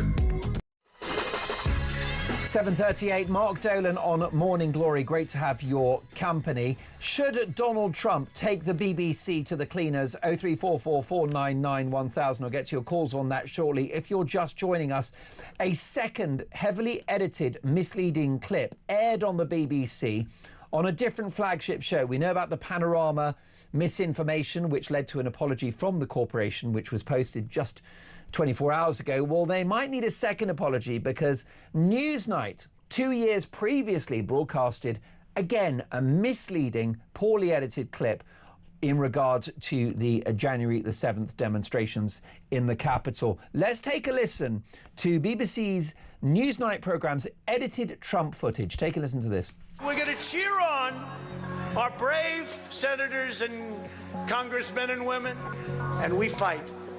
We fight like hell. We're going to cheer on our brave senators and congressmen and women, and we're probably not going to be cheering so much for some of them. OK, now that's gone out. Whilst on air, a former Donald Trump advisor who became a critic of Donald Trump, Mick Mulvaney, a guy I've interviewed many times, he knows his onions, live on air on Newsnight, he called out the misinformation of a clip that he just heard. Take a listen. Your video actually spliced together the presentation. He said, we're going to go down and we're going to cheer on our senators and our House members. And then it actually goes on to say, in some of them, we might not be able to. And that line about it, we fight and fight like hell, is actually later in the speech. And yet your video makes it look like those two things came together. That's the type of messaging here that so many people in my country find frustrating, is that it's hard to actually get the facts. Let's get reaction now from a former top BBC presenter, Sally Jones. Sally, a fresh headache. The BBC may need to issue a second apology, given the fact that another of their iconic brands, this time Newsnight, mired in this misinformation scandal. What a hot mess.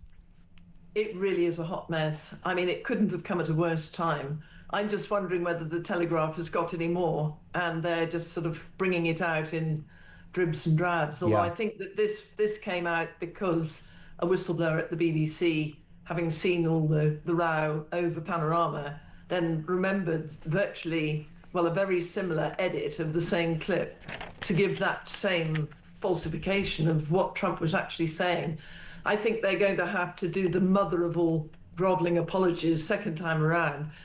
I also think that they're apparently next week's Wreath lectures are pretty much focused on what a dreadful man Trump is. So if I were them, I would get somebody else to take a totally different topic, or the same person making the lectures, because it's just going to drive Trump wild.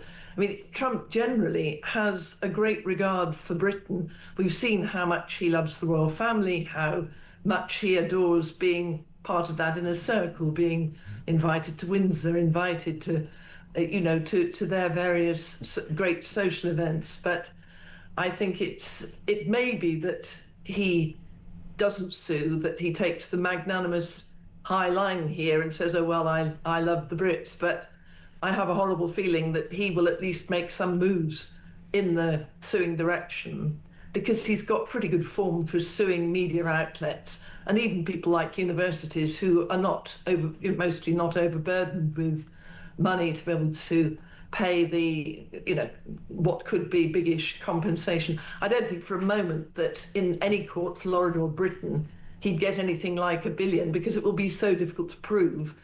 And America, of course, have very strong press freedom regulation over their media, the freedom of the press.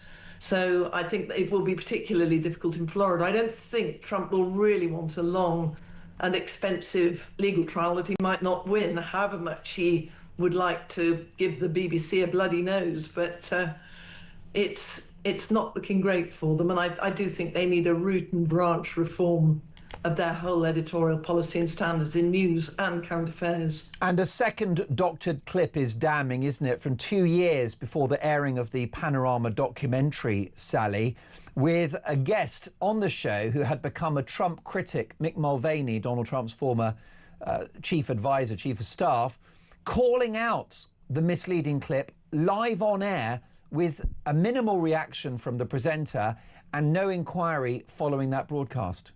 It was extraordinary at the post-mortem the following day that nobody took it seriously, because Mulvaney, as you say, is a wonderfully experienced, balanced man. He'd already resigned from being, the acting White House chief of staff, so he was not a Trump apologist at all at that time. And yet he still immediately spotted it. It immediately rang alarm bells in his head. And I'm surprised because, I mean, I've worked a lot with Kirsty Walk. She's a hugely experienced presenter. I was surprised that somebody like that, even if she brushed over it during the actual programme, that she didn't at least flag up that, you know, that this had been something that was brought to everybody's attention instantly. It was played. It wasn't something that didn't come up on air. It was there for everybody to hear. So yes, I mean, it is looking bad. And the problem is it makes it more difficult for the Beeb to claim that the panorama was an honest mistake. The fact that it had been done twice, first of all, on the panorama by an independent production company, but prior to that on Newsnight by the in-house team. You know, it was not an independent production company. These were BBC staffers and people within the BBC that were making that particular package. What do you make of former BBC stars current actually, Nick Robinson and John Simpson, who have circled the wagons to defend the BBC? Are they in denial about the fact that this corporation is in the grip of leftist groupthink? I think they're totally in denial. You see these sort of lefty worthies like Polly Toynbee, Alistair Campbell, and some of the BBC staffers like Robinson and co. And they just think that it's a right-wing conspiracy, a right-wing plot. It's not. Obviously, there are people on the right who are not entirely delighted with the BBC and believe that it is a bit of an echo chamber. But there are plenty on the left who also, and in the centre, who also think that the BBC has behaved incredibly badly here. I think that the Robinsons of this world are trying to say nothing to see here, pass along. And it's just not going to wash. I mean, more and more things are coming out, and this tends to become a flood. When you get a couple of bad stories like that, it's almost like a house of cards. More very often tend to come out. I wouldn't be at all surprised if other things surface, putting them in an even more difficult position. It's not good enough just to say, oh, it's those nasty Tories, they're just conspiracists. Sally, always a pleasure to have you on the show. We'll catch up soon. Former BBC star Sally Jones damning about the corporation. In the spirit of balance, the BBC would argue that they produce hundreds of hours of content every week, the vast majority of which is balanced and fair, that the BBC is the most trusted news source, not just in the UK, but around the world. They could also argue that with millions of viewers and listeners, most of what they do is going down very well with the public. So I'll offer that by way of balance. But what do you think? Well, Pauline's not happy. Good morning, Mark. Absolutely, Donald Trump should sue. BBC are now tarnished and can't recover from the damage that's been caused by the numerous scandals that have come to light. But I believe they are just the tip of the iceberg. Such a big reaction to this. Next up, Shabana Mahmood, the Home Secretary, wants to do a Denmark to stop the boats, plus more shocking revelations about grooming gangs. That's next.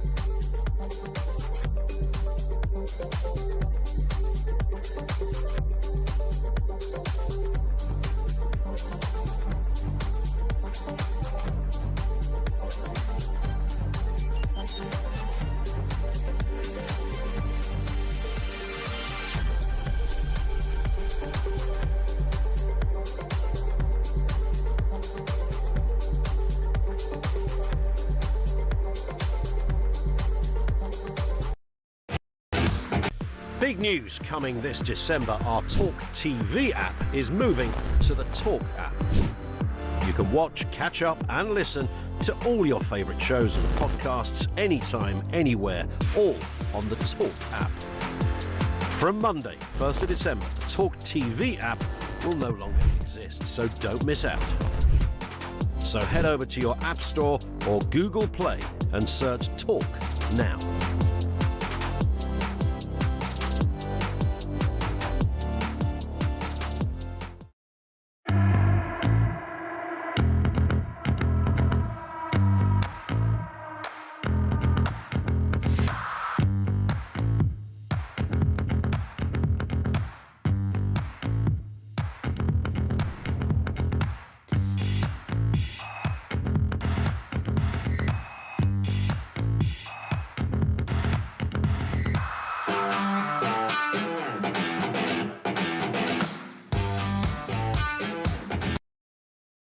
Across the UK, on DAB+, on YouTube, on your mobile, and on your side. This is Talk. Well, a big reaction to my conversation with an NHS GP about the junior doctors who are on strike. Mike says, Mark, I would give the junior doctors a 30% pay rise. In return, without any negotiation, they must work a 24-hour service no matter what, and the BMA must allow more training places. And finally, any new qualified doctor would have their training paid for, but must give 10 years to the NHS or pay back the entire training costs of their profession. Simon says, Mark, with all of those salaries for junior doctors in the first 4 years, please don't forget to add in night shifts, which they usually get a full week off anyway, which is fine, and they get additional weekend shift allowance. I think it's after 7 p.m. in the evening, there's an uplift, and then night shift uplift again on top of the basic salary. I think that's a brilliant point, Nigel. Simon, I should say. What happens is there are people in the public sector that live in a bubble. They don't live in the real world, unlike the rest of us. Listen, let's take a listen to a voice note. Love getting your voice notes. And this on the doctors, strike junior doctors. And it's Phil. Take it away, Phil. Hi, Mark. Phil from Nottingham here. Your doctor guest that's just been on, early in the conversation, said that doctors were working over their hours for no extra pay.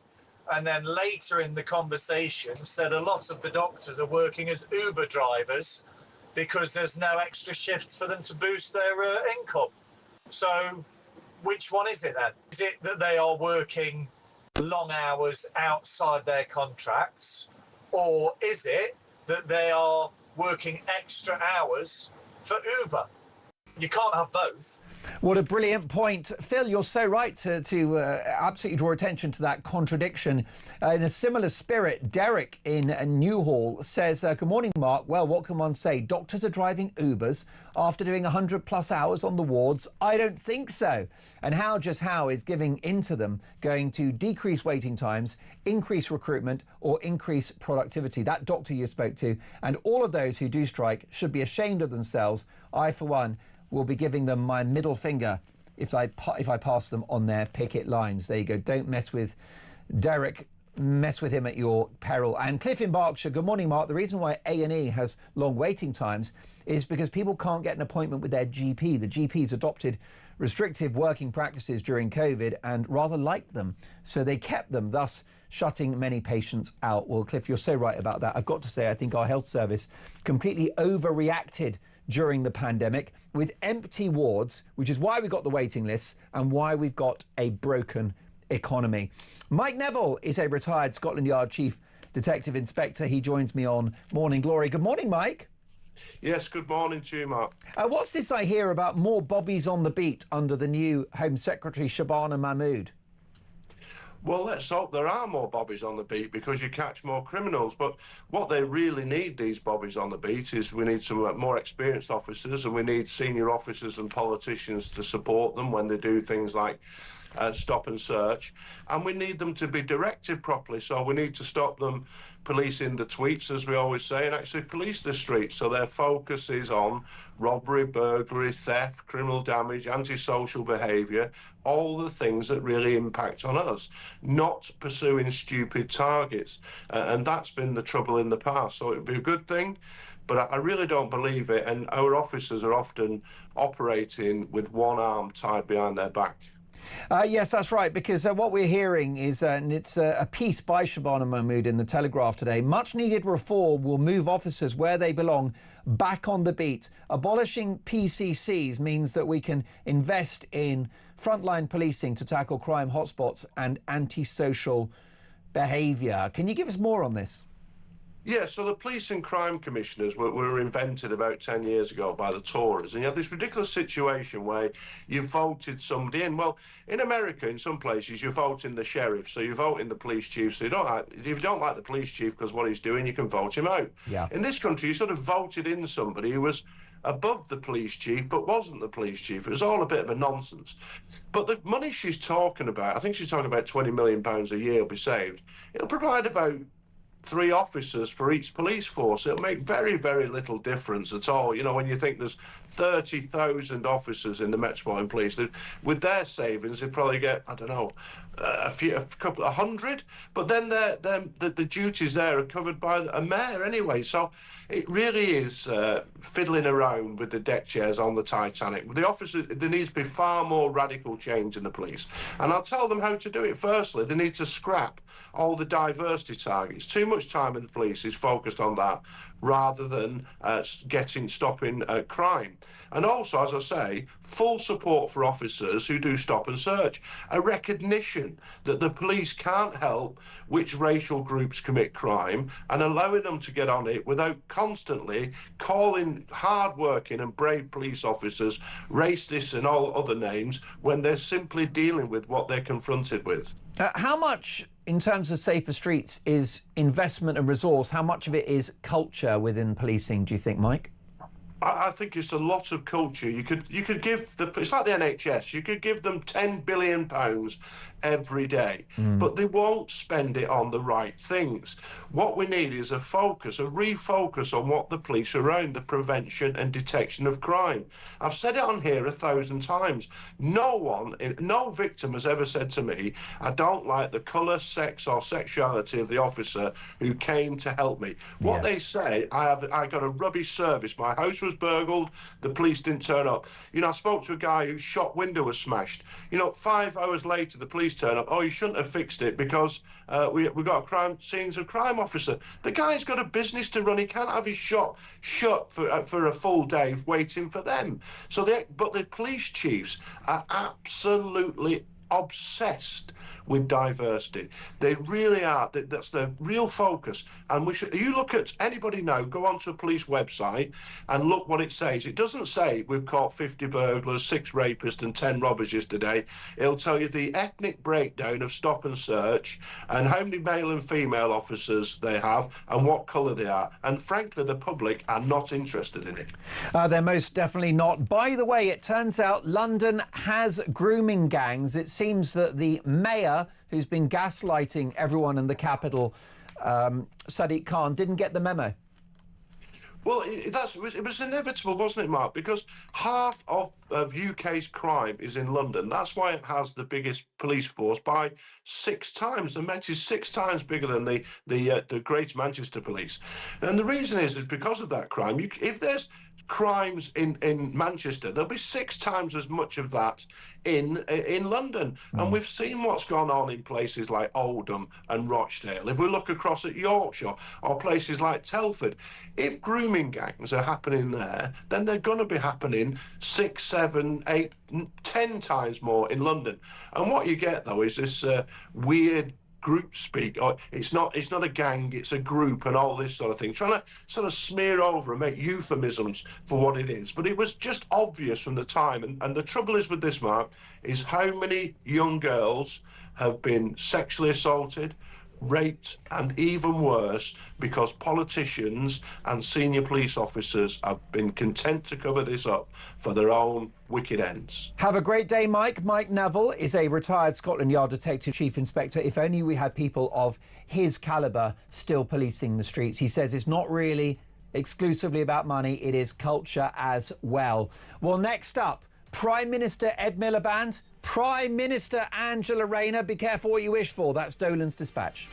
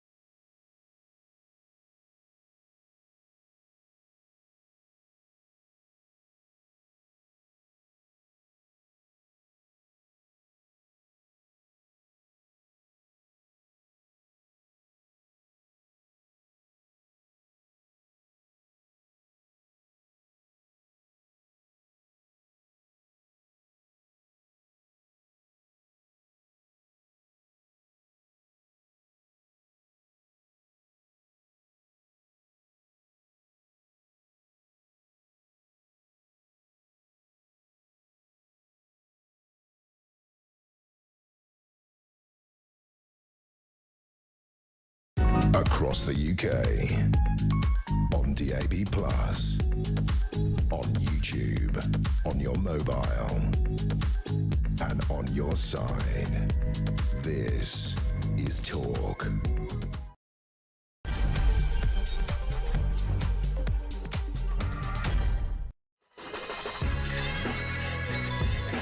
Well, a very good morning to you. It is coming up to 3 minutes past 8 in the morning. I'm Mark Dolan. This is Morning Glory, a busy 2 hours to come. A developing story this morning as Rachel Reeves is considering U-turning on her plan to increase income tax, which would, of course, break a manifesto promise. We've got the inside story. Do Rachel from Accounts numbers add up? Also today, just as the BBC offer a grovelling apology to the leader of the free world, a fresh new headache for the corporation as it's revealed a separate show, Newsnight, also manipulated a clip of the president with a Trump advisor calling out the misleading edit. Live on the show, nothing was done. We'll get reaction from across the political spectrum to a growing scandal within our national state broadcaster. But I want your views on this. Should Donald Trump take the BBC to the cleaners? 03444991000. Text the word talk and your message to 87222. Also today, the junior doctors are on strike, but will this industrial action cost lives? And with a majority of junior doctors against the strike, will the ultra-socialist British Medical Association have blood on their hands? Meanwhile, the great electric vehicle con, with news of plans to tax electric cars. You were told that you were going to save money and save the planet. Now it appears that neither is the case. More on that shortly. Plus, some very big names on the show today, including Tory Grandy Sir John Redwood on the future of his party. And live in the studio in a Morning Glory exclusive at 9 a.m, heroic former chief Brexit negotiator David Frost, Lord David Frost, the man that got Brexit done, live in the studio, taking your calls 0344 499 1000. Is he about to defect to Reform UK? So my priority for the next 2 hours is to get your opinions on the national television and radio airwaves. You can listen to us on the radio, of course, in-app, online and in DAB+, or you can watch the show. Just head to YouTube, search Talk, and up we pop. And as the saying goes, let's talk.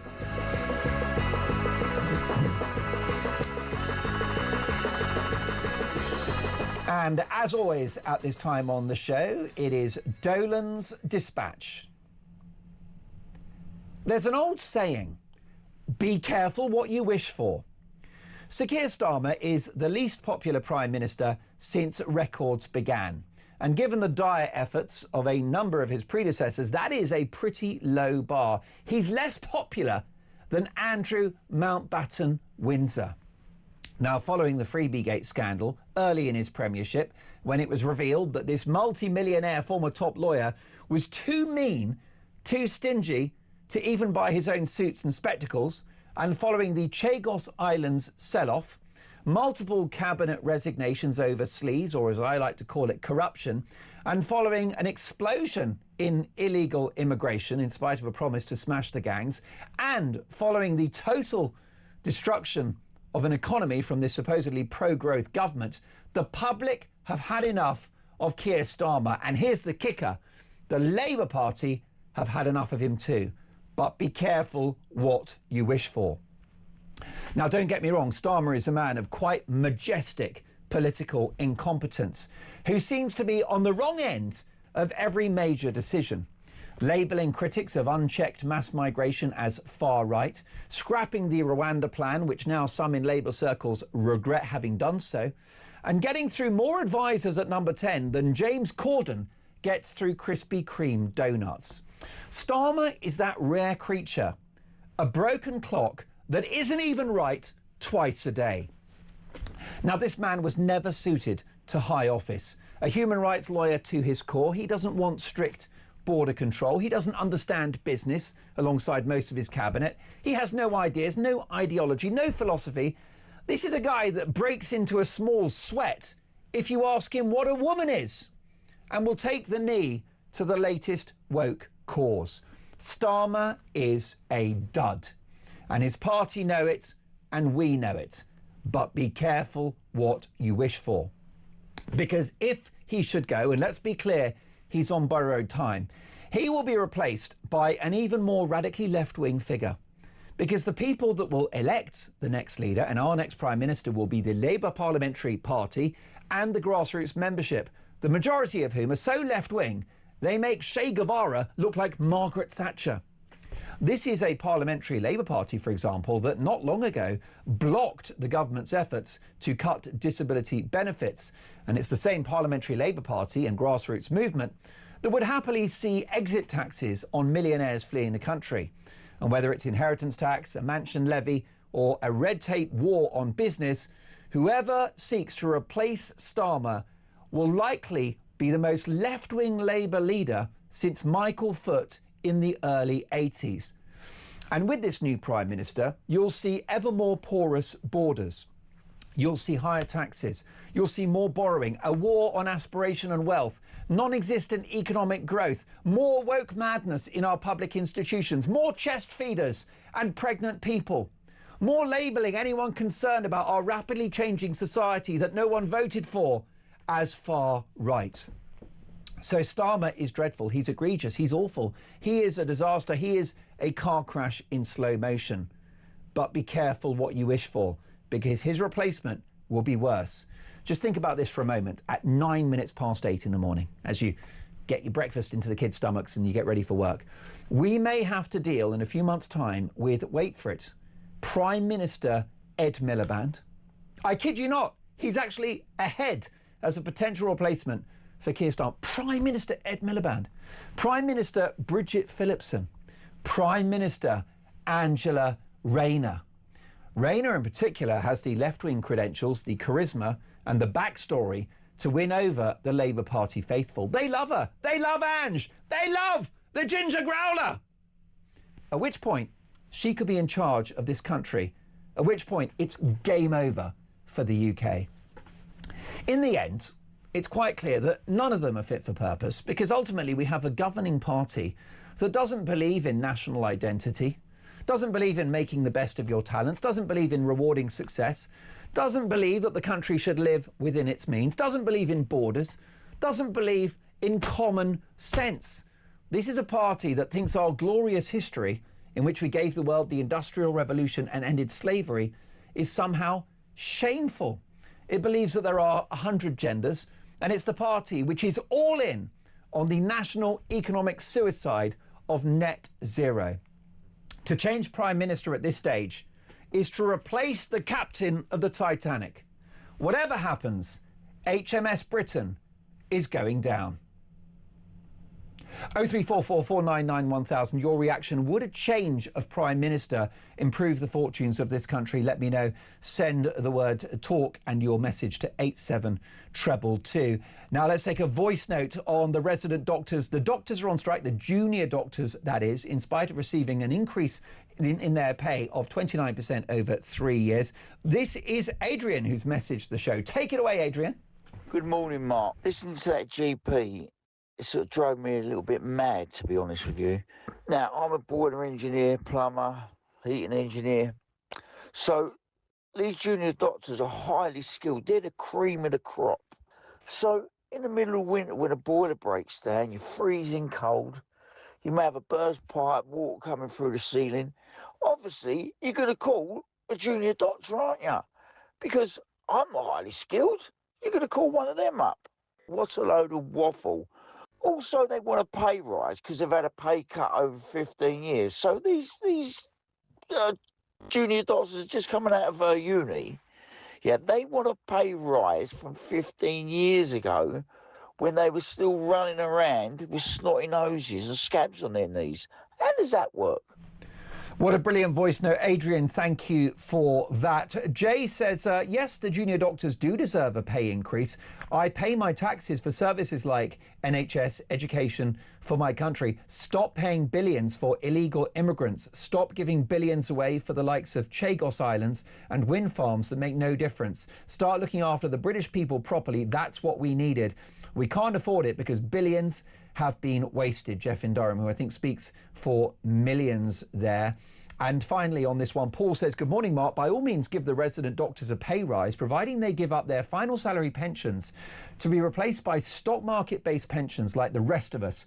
But they won't, because they think they deserve more than the police, the fire service and those who empty our dustbins. Well, I spoke to a GP earlier who said that the junior doctors are the cream of our society. I'm not sure what she's saying about people that aren't junior doctors, such as taxi drivers, security guards, school teachers and other people that live in the real world. Let's get reaction now from a very experienced medical professional, chairman and medical director of Dr. Call and a medic himself, Dr. Charles Levinson. Good morning, sir. Welcome to Morning Glory.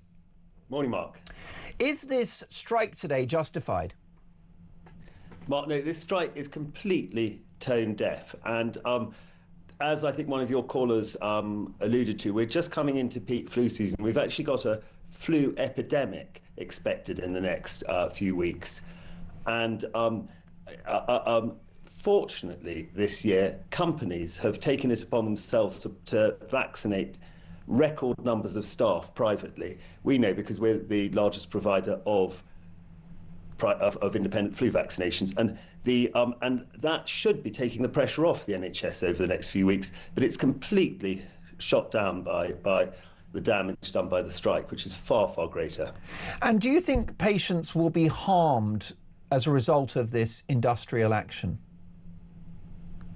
Well, they sadly always are. And I think there's obviously steps taken to prevent immediate harm, but the NHS gets attempts to improve the NHS are set back, scheduled operations are set back, and so on. So of course they are. I think the really important point, which actually refers back to what your doctor you spoke to earlier said, is that you become a doctor to help people.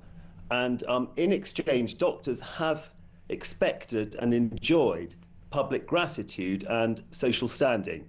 And that is one of the reasons young people go into medicine. And the strikes have completely squandered or what is remaining of that goodwill. And that is doing long-term damage to the profession. The junior doctors, resident doctors, as they're known now, Dr. Levinson, do work very hard. They work long hours. Do they need a bit more love from their employers? So I think it's not about money in the end. It's that it is very difficult working in a dysfunctional system where you just can't do your job properly. And I think that is what the challenge is. And but the problem is these strikes set back attempts to put things right. And Charles, you are the chairman and medical director of Doctor Call. Many people will be turning to the private sector because the NHS, all too often, whether it's A&E, GP appointments or access to a consultant, are just finding that those services are not available via the NHS. So private providers like Doctor Call should be there to complement the NHS and provide the nice-to-have bits that that the NHS can't or won't provide. But here we are picking up the pieces, and people should pay for extras. They should not pay for essentials. And what are your thoughts on the British Medical Association? Because it seems that the majority of doctors, when polled, as reported by The Times today, don't support these strikes. So has this union gone AWOL? I'm afraid I think you're right. I think it is out of touch. Absolutely, it is. Listen, Charles, it's brilliant to speak to you. You spoke a lot of common sense during the pandemic when you pushed back on some of the measures which have led to a waiting list of over 7 million people. Really enjoyed your company again today. Dr. Charles Levinson is the chairman and medical director of Doctor Call. Next up, Rachel Reeves looks to be doing a U-turn on her proposed plan to tear up a manifesto promise and raise taxes. So how is she going to fill that black hole? I'll be asking politics legend Sir John Redwood next.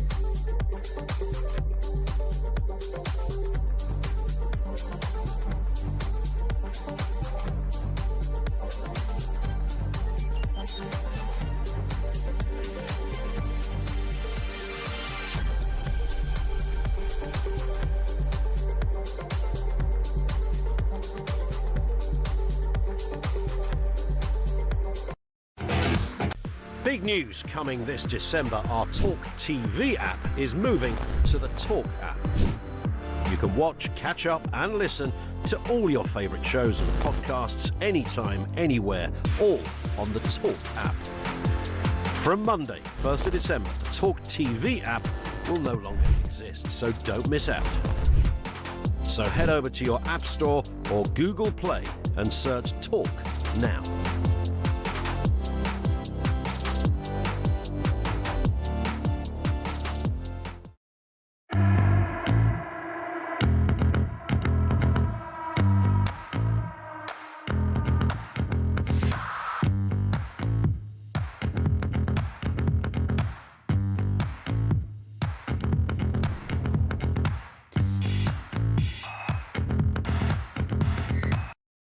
Across the UK, on DAB+, on YouTube, on your mobile, and on your side. This is Talk.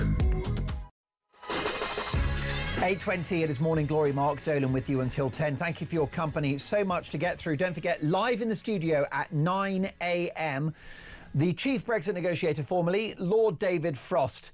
He's taken over at the Institute of Economic Affairs. Is he going to defect to Reform UK?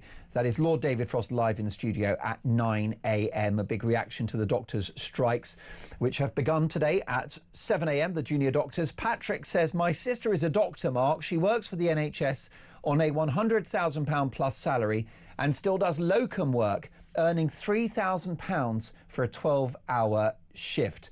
And a developing story if you're just joining us. A second edited clip of Donald Trump was aired by the BBC on the Newsnight programme. That's the second major BBC brand caught up in this fake news row. Now, the BBC have apologised for the panorama clip, but it seems that this is even worse because their former Trump advisor called out the misleading clip whilst on Newsnight. Nothing was done, no reaction from the corporation. Well, let's get reaction now from somebody that would most happily bring the BBC to heel. It is former Government Minister Sir John Redwood. Sir John, welcome to Morning Glory. Good morning. Good to hear some common sense. Well, we try. And Sir John, I know we'll get that from you in spades regarding the BBC. Those at the Beeb cannot now claim that the panorama clip was in isolation. This seems to be cultural within the corporation. Well, indeed, and they should immediately rush out an apology for that and say that they've cancelled all references to that in future, because they have put the BBC and licence fee payers into a very difficult position, because whilst they've now met two of the President's immediate requirements on them to avoid a lawsuit, they haven't offered any compensation, and they have poo-pooed the idea that they did any damage by this misrepresentation. What do you make of stars like John Simpson and Nick Robinson of the Today programme on the BBC circling the wagons to defend the corporation, calling this a right-wing conspiracy? Well, I think they're quite wrong, and I notice that the BBC is not putting up senior management spokesmen or women to argue their case, and so the BBC is left running a thing about, of course, we got nothing wrong, without taking the management view into account and without having a proper defence from the people who will make the calls over whether they're going to end up in court and how they're going to defend themselves. So, John, are there parallels between the BBC and the so-called bureaucratic blob, who many would argue are in the grip of leftist progressive ideology? Well, I think that's right, and you see it across the board. And Michael Prescott, when he was reviewing the BBC in that good report, set up many other issues from the war in Gaza through to matters about race and sexuality.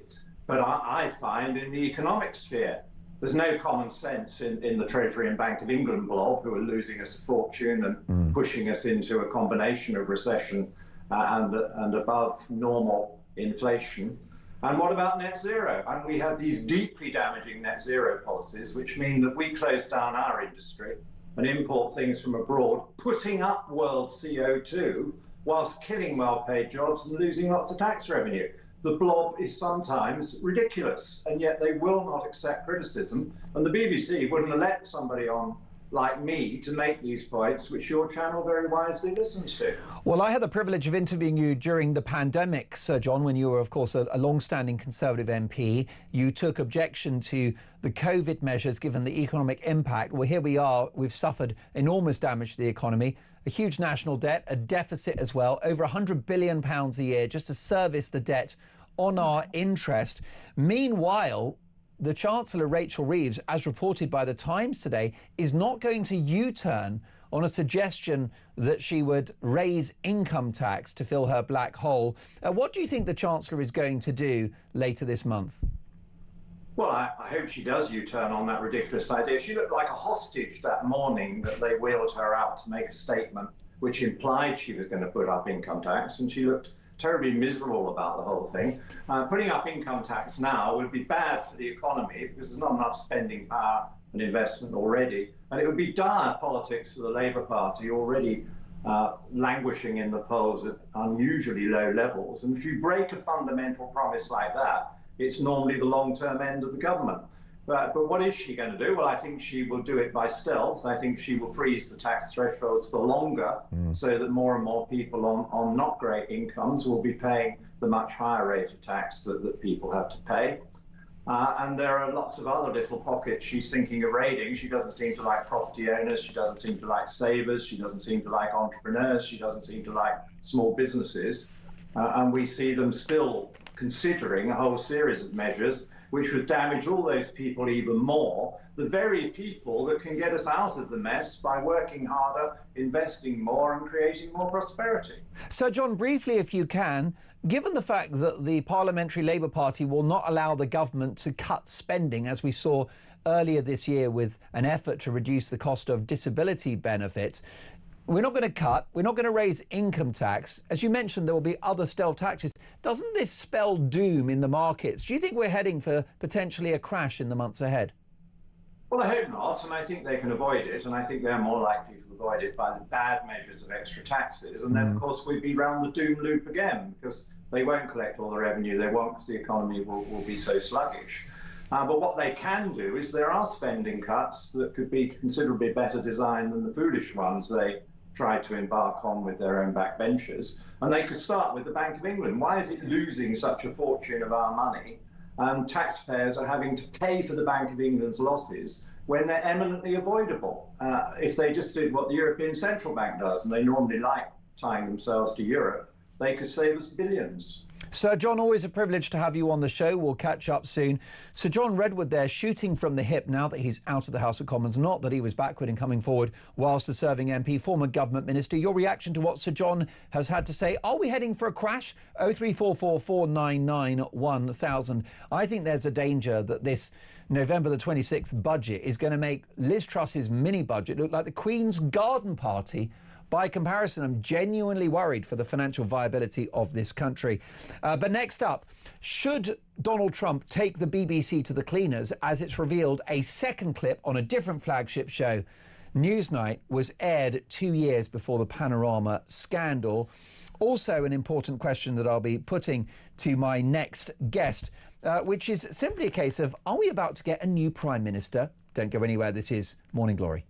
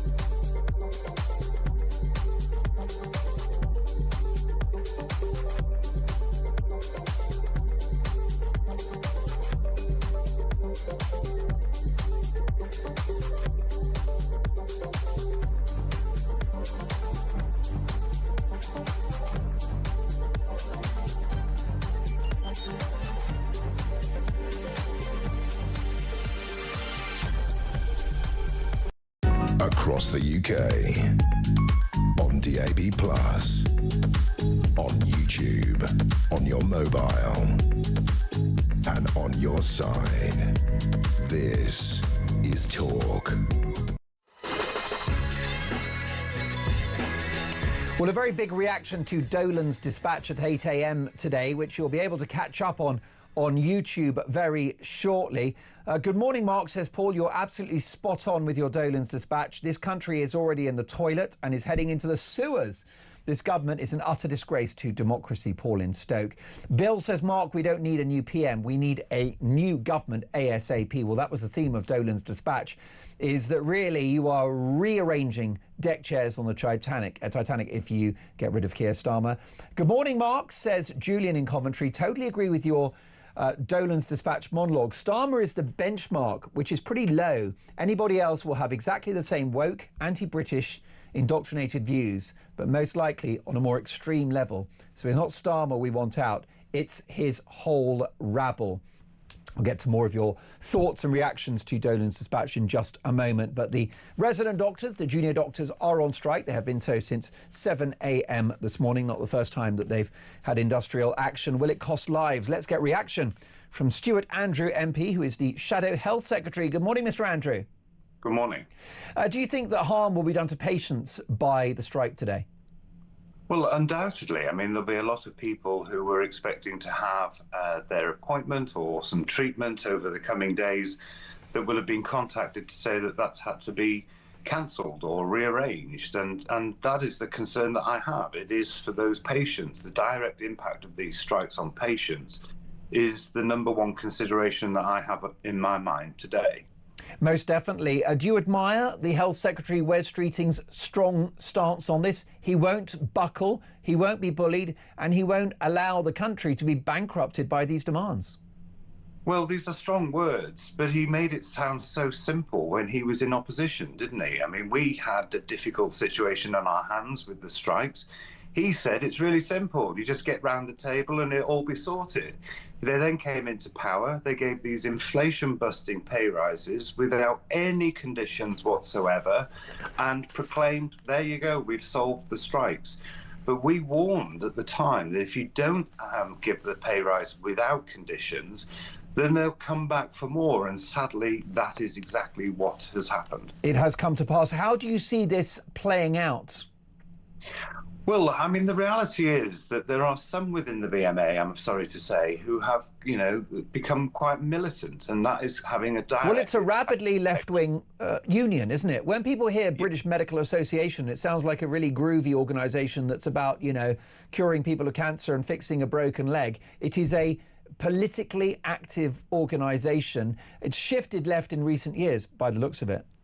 Yes, it really has. And actually, I have spoken to people from within the BMA who have said to me that they are concerned about the direction that some of these people are taking the BMA.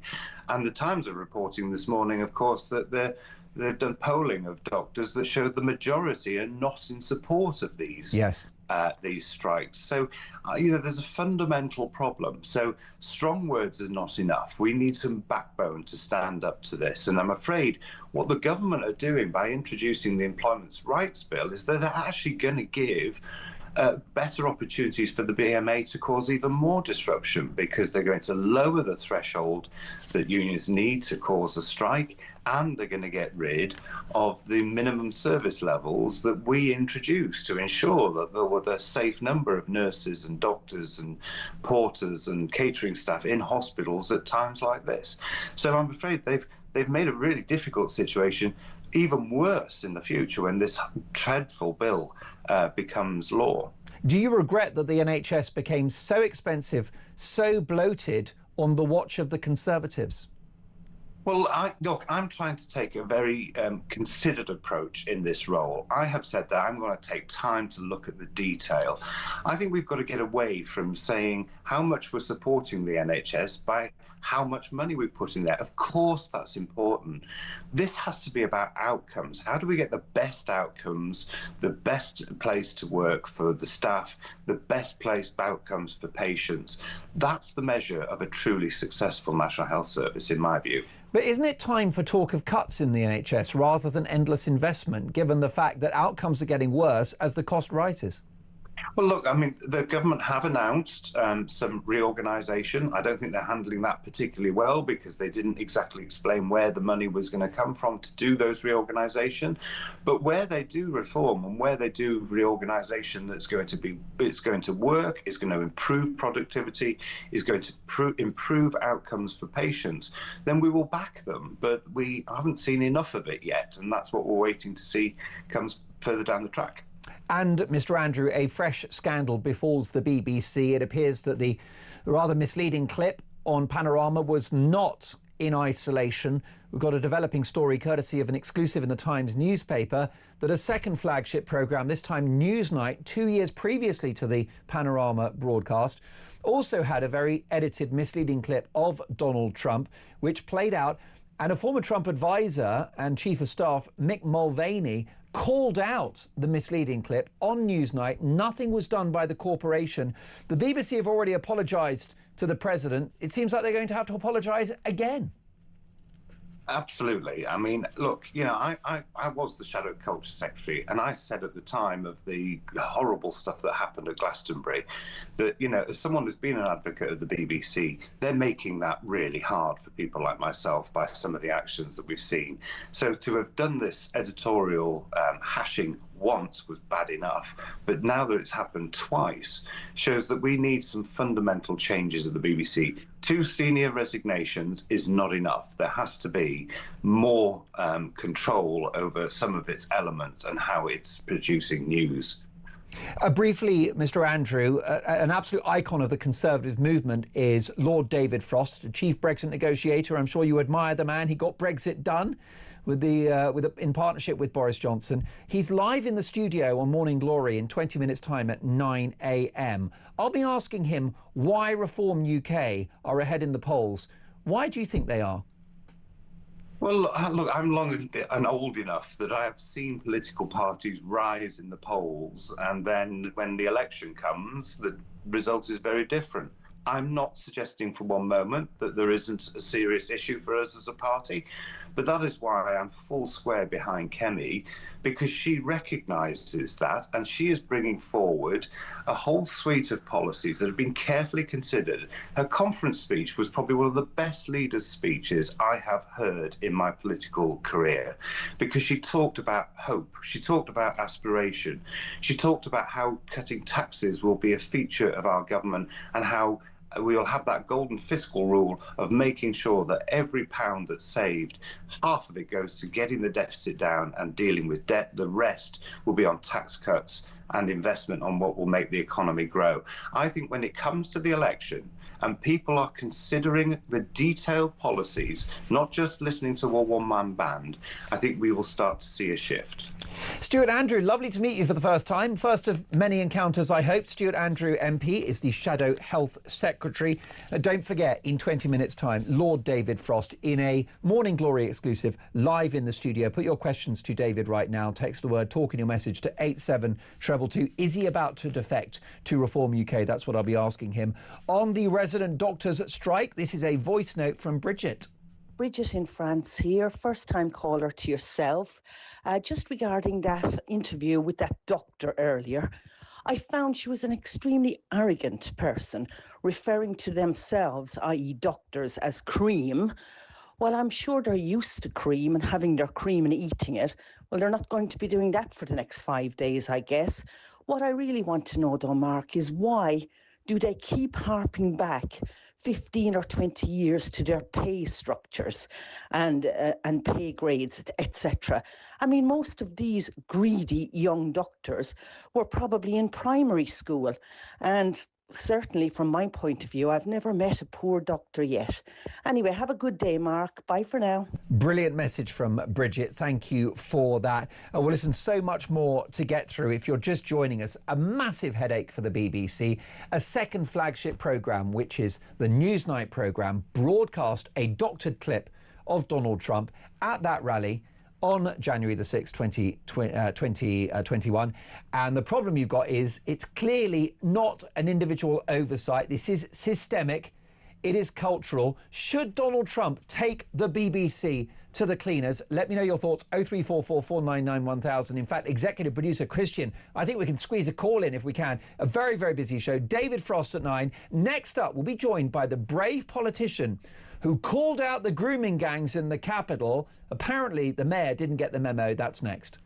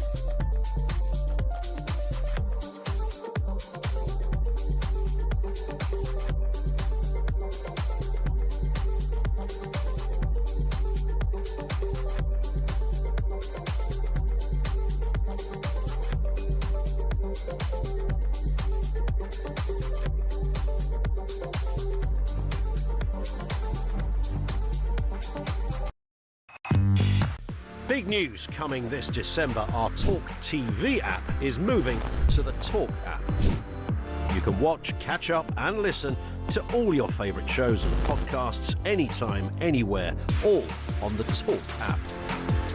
From Monday, 1st of December, the talkTV app will no longer exist, so don't miss out. So head over to your App Store or Google Play and search Talk now.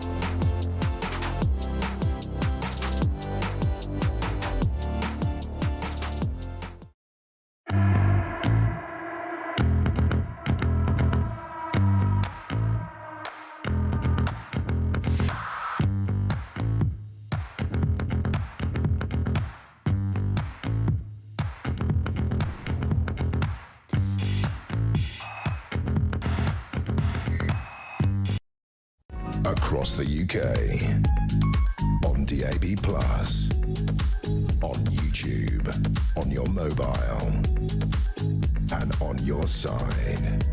This is Talk. It is 8:44. You're listening to Morning Glory. Mark Dolan with you until 10 o'clock. Great to have your company. As always, I'll be looking after weekend breakfast from 6 a.m. to 10 a.m. tomorrow with all your favourite elements, including Dolan's Dispatch, top guests, big opinions and much besides. Thanks for all of your input and responses to the various topics of the day, one of which is the decision by the so-called resident doctors, junior doctors, to go on strike as of 7 a.m. this morning. And if you're watching on our YouTube channel, then you'll be able to see a live shot now This is coverage from the picket line at Guy's and St Thomas's Hospital. Now, these are resident doctors that have received an increase of 29% in their pay packet in 3 years, with starting salaries now at £39,000. That is a starting salary. There's not many industries where you would start on 39k, moving quickly into the band of £50,000 to £80,000. But the BMA still demand another 29%. It's the mother of all battles, and the problem you've got, if you look at this picket line now, is that is doctors that are not treating patients as we speak. That is doctors not dealing with people with cancer symptoms, heart problems, broken legs, and much besides. We'll get more reaction to that very, very shortly. Don't forget Lord David Frost live in the studio at 9 a.m. Is he going to defect to Reform UK? We'll get to that shortly, plus the future of conservatism in this country. But first, let's get a response to a lot of the big stories of the day, including this drama at the BBC, a second flagship show caught up in a doctored video scandal. Mary is in Hemel Hempstead. Mary, welcome to Morning Glory. Morning, Mark. Mary, let me tell you that you put the glory into the mornings, as far as I'm concerned. The problem is everything is too big. The NHS is too big, BBC is too big, government is too big, everything is too big. And too expensive. When we had small state of everything, everything ran far more efficiently. Do you trust the BBC? No, and I'm afraid the BBC were even biased with regarding the IRA back in the 70s. And that's very interesting. What do you think about Donald Trump's position? Because the BBC have apologised for the Panorama show. We've got a developing story on Morning Glory, which is a second show, Newsnight, aired a misleading clip that was doctored, that was called out, Mary, by Trump's former head of staff on the programme in real time. Nothing was done by the corporation. No, I know. Well, unfortunately, if he takes the BBC to the cleaners, we will be the ones who'll have to pay. It's a pity we can't actually take the people to the cleaners who are the ones who are responsible. Mary, lovely to get your call. We'll catch up soon. 0344 499 1000. Now, I'm delighted to say that with me on Morning Glory is the politician who called out very, very serious concerns about grooming gang activity within London. Susan Hall is the London Assembly member and former Conservative London mayoral candidate. She joins me now. Susan, the Met Police are to investigate grooming gang activity in the capital, something that you tried to convey to the mayor was an issue and you were promptly ignored and gaslit. Absolutely. I mean, it's a damn disgrace. Of course, we've got it here. Actually, one of the questions I asked the mayor was he aware of any of these gangs when he was an MP? And you'll note he would not answer. I also asked him if he'd like to apologise to the victims of these, because so many people saw the interaction between the two of us with him saying he didn't know what I meant. So I got many phone calls from, I'm afraid, victims, and they were so appalled. And I asked him if he'd apologise to them for his attitude. And you'll note that he wouldn't apologise either. The man is a disgrace. Well, Susan, let me tell you that we actually have the damning clip. OK, it's aged very well on your part and aged very badly for the London mayor when you pressed him on this issue about your concerns regarding grooming gangs in the capital. And here was his response, which was, well, it went viral for a good reason. Take a listen. I'm asking you, do we have those sort of gangs in London? I'm not sure why she's so nervous to say what she means. What do you mean? No. I am saying exactly what I mean. I'm saying, have we got any of those grooming gangs in London? I'm unclear, Chair, what is meant by the question. If she could spell it out, I can answer. I've just spelt it out. Are you not listening? It's the sort of gangs that groom young girls at a young age for sex. Exactly how much clearer do you want me to be? Why, Susan Hall, did the mayor plead such ignorance to your line of questioning? He's an arrogant fool.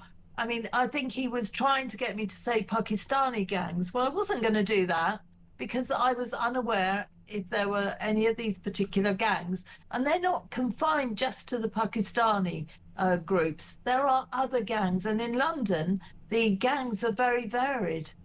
but there are still victims, and they're not all white victims either. He was going to try and make me say Pakistani gangs only to scream racist at me, which he did all the way through the mayoral contest. Well, I've had enough of that. We've seen the damage worrying about saying these things can do. But in London, we've got mixed gangs, mixed races, mixed backgrounds, and mixed victims, if you want to put it that way. The fact that he either didn't know or didn't want to confirm is a damn disgrace. We are there to hold him to account, and he's not getting off on this lightly, because he should answer these questions. In February, I had a private briefing, 4 of us cross-party, with the Met, and we were told there were no such gangs. This is unacceptable. There are these gangs in London. It is totally unacceptable that those in charge have been stonewalling us on this. It's unacceptable, Mark.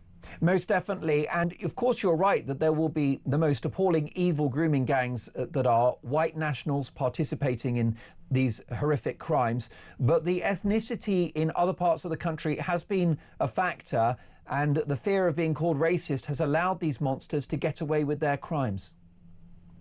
Yeah, that's right. We've got to start facing up to calling things out, whether they're uncomfortable or not uncomfortable. We must just call things out as they are, and I certainly will continue to do that. Well, that's right. Just to interrupt you there, Susan, and I don't know, Luke, whether you've got the front page of the Daily Mail, but fear of being seen as racist contributed to failures that doomed tragic Sarah Sharif was tortured to death by her father after a string of blunders by those scared of causing offence. The verdict came in a devastating report on the schoolgirl's case as the Children's Commissioner, MPs and the police experts called on the government to overhaul child protection, saying enough is enough after yet another damning audit of a tragedy. We definitely have to get over these so-called cultural sensitivities. If someone needs to be investigated, then investigated they must be. Yes, we do. And the left have got to stop screaming racist every time they hear something they don't want to hear, because that's what happened. As I said to you before, this is what they did to me all the way through the mayoral contest. Anything they didn't like, they said, oh, she's racist. Well, blow all that. We've got to call a spade a spade. We've got to start saying things as they are, and fend or please. That poor dear child, I saw that earlier, absolutely shocking. If any of us are concerned about anything or anybody, we call it out regardless. Now, Susan, I'm so confused, because my viewers and listeners were told that if they buy an electric car, they're going to save money and they're going to save the planet. Well, it seems neither of those things is going to happen, because the London authorities are going to introduce a congestion charge for electric vehicle owners next year, which is, I think, a breach of contract with the British people, who were encouraged by central government to go electric at enormous cost. Yeah, of course it is. I mean, in London, we've really got war on the motorists with Sadiq Khan. I mean, which is ironic, because he's driven around in these great big Range Rovers. He has 2 of those at his disposal with his security staff. In London, we've got the low traffic neighbourhoods. We've got 20-mile-an-hour zones that are monitored, and so many people lose their licenses for going at 21, 22 miles an hour. We've got now charges on the Silvertown Tunnel and the Blackwell Tunnel. I had no intention of buying an electric car. I would have massive range anxiety, and I'm glad I didn't. But some people have paid a fortune for these electric cars, and really, you're quite right. This isn't fair. They were told they wouldn't have to pay congestion charge and all sorts. And the reality is, yeah, they do.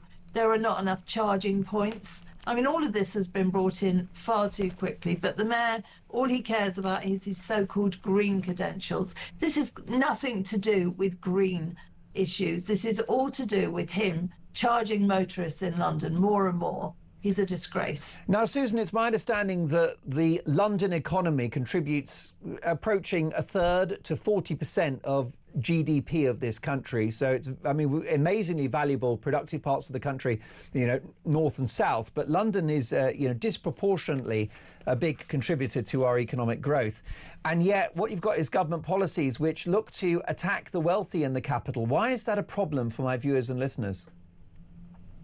Because London's economy, as you've just said, is so very important. We've got millionaires who very often are based in London. They're leaving as quickly as they can. None of us know what's going to happen in this budget in a couple of weeks, including the damn Chancellor and Prime Minister. I mean, that will mess the markets up. Nobody knows what's going to happen. All these kites are flown as to what charges are going to come in with this new budget. And then because they don't think it looks right, they're doing U-turns. So consequently, everybody is thinking, oh my God, I better not do anything until we know where we're going to be. I mean, this government is so bad. It's so bad. I wish they'd call a general election, quite frankly. But if you're talking to David Frost in a minute, as you say, I do hope he's not going to reform. I've got great respect for that gentleman. Why do you think, briefly, Susan, he should stay within the Conservative Party? Because at the moment we're going through a difficult time, and I understand we did not take these wretched boats seriously enough. We did not take illegal immigration seriously enough.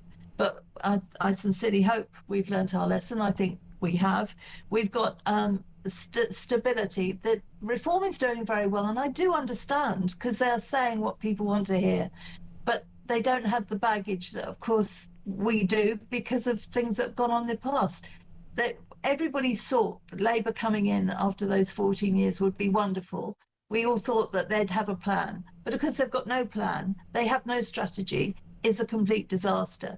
I think when a light is shown on reform more, then we'll be able to actually look at their financial offer, which I think is a bit of a problem, and see how they think they can perform going forward. At the moment, they haven't had a great deal of scrutiny. So let's see what happens going forward. Susan, always a pleasure to have you on the show. We'll catch up soon. Susan Hall is a London Assembly member and former Conservative London mayoral candidate who called out the scandal of grooming gangs in the capital. Fascinating stuff. Lord David Frost is live on the show in just a couple of minutes' time. First up, shall we have a bit of sport? 90 minutes in 90 seconds. From The Sun. And I'm delighted to say that England celebrate a 2-0 victory against Serbia. Let's get reaction from a legend of football journalism, the chief sports reporter at the Sun newspaper, Martin Lipton. Good morning, Martin. Good morning, Mark. Almost got my name right. Yeah, exactly. Luckily, this isn't live. Martin, was it a solid performance as well as a solid result? Yeah, basically that. Very simple. Obviously, England have won all their qualifiers. They were already short of a place. What we know is that Tuchel is looking to finesse his team and fine-tune it. And you know, Rodgers started rather than Bellingham, although Bellingham made a really impressive appearance off the bench. There's a solid core of the team together. They've walked through qualifying, as they should. But all thoughts now turn to the summer. We'll know who they play next month when the draw is made in Washington. But there's a reason to be excited about this England team. And do you think that the FA can feel vindicated in their most recent choice of manager? Well, the bloke wins games, and that's the important thing. The reality is, unless they win the World Cup, it will be seen as a failure. Not that I think that means England should win the World Cup, but by going for Tuchel, having previously said they wouldn't go down the foreign route again after Capello, they've set up that hostage to fortune. But if he wins the World Cup, no one will care his nationality, I don't think. And how central, Martin, is Harry Kane to our hopes of victory? Without Kane, England don't win anything. Wow. He's the goal scorer. He's the one guarantee of goals. Look at his record. He's scored 66 England goals in 111 performances. He's going to keep on and he's going to smash the 100 barrier, I think, by the time he retires in 5 years' time. He is not just the best striker, he's also arguably the best passer. Look at some of the things he did yesterday, dropping deep to win the ball outside his own box. He is a complete football player and the right man to lead his team. Well, I'm glad to hear that. Martin, a real privilege to have you on the show. Martin Lipton is the chief sports reporter at The Sun, a doyen of football journalism. Speaking of doyens, Lord David Frost is next.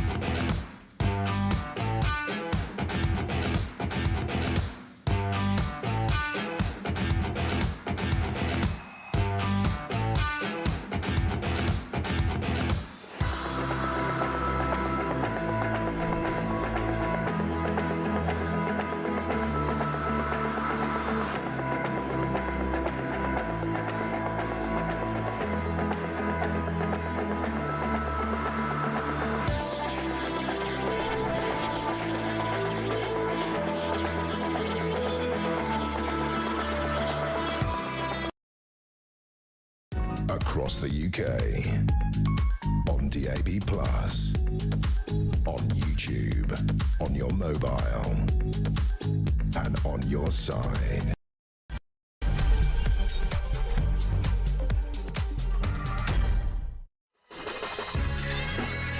Just coming up to 3 minutes past 9. I'm Mark Dolan. This is Morning Glory. A very busy hour to come. A developing story this morning is Rachel from Accounts about to U-turn on her planned income tax rises and the breaking of a manifesto promise. We've got the inside story.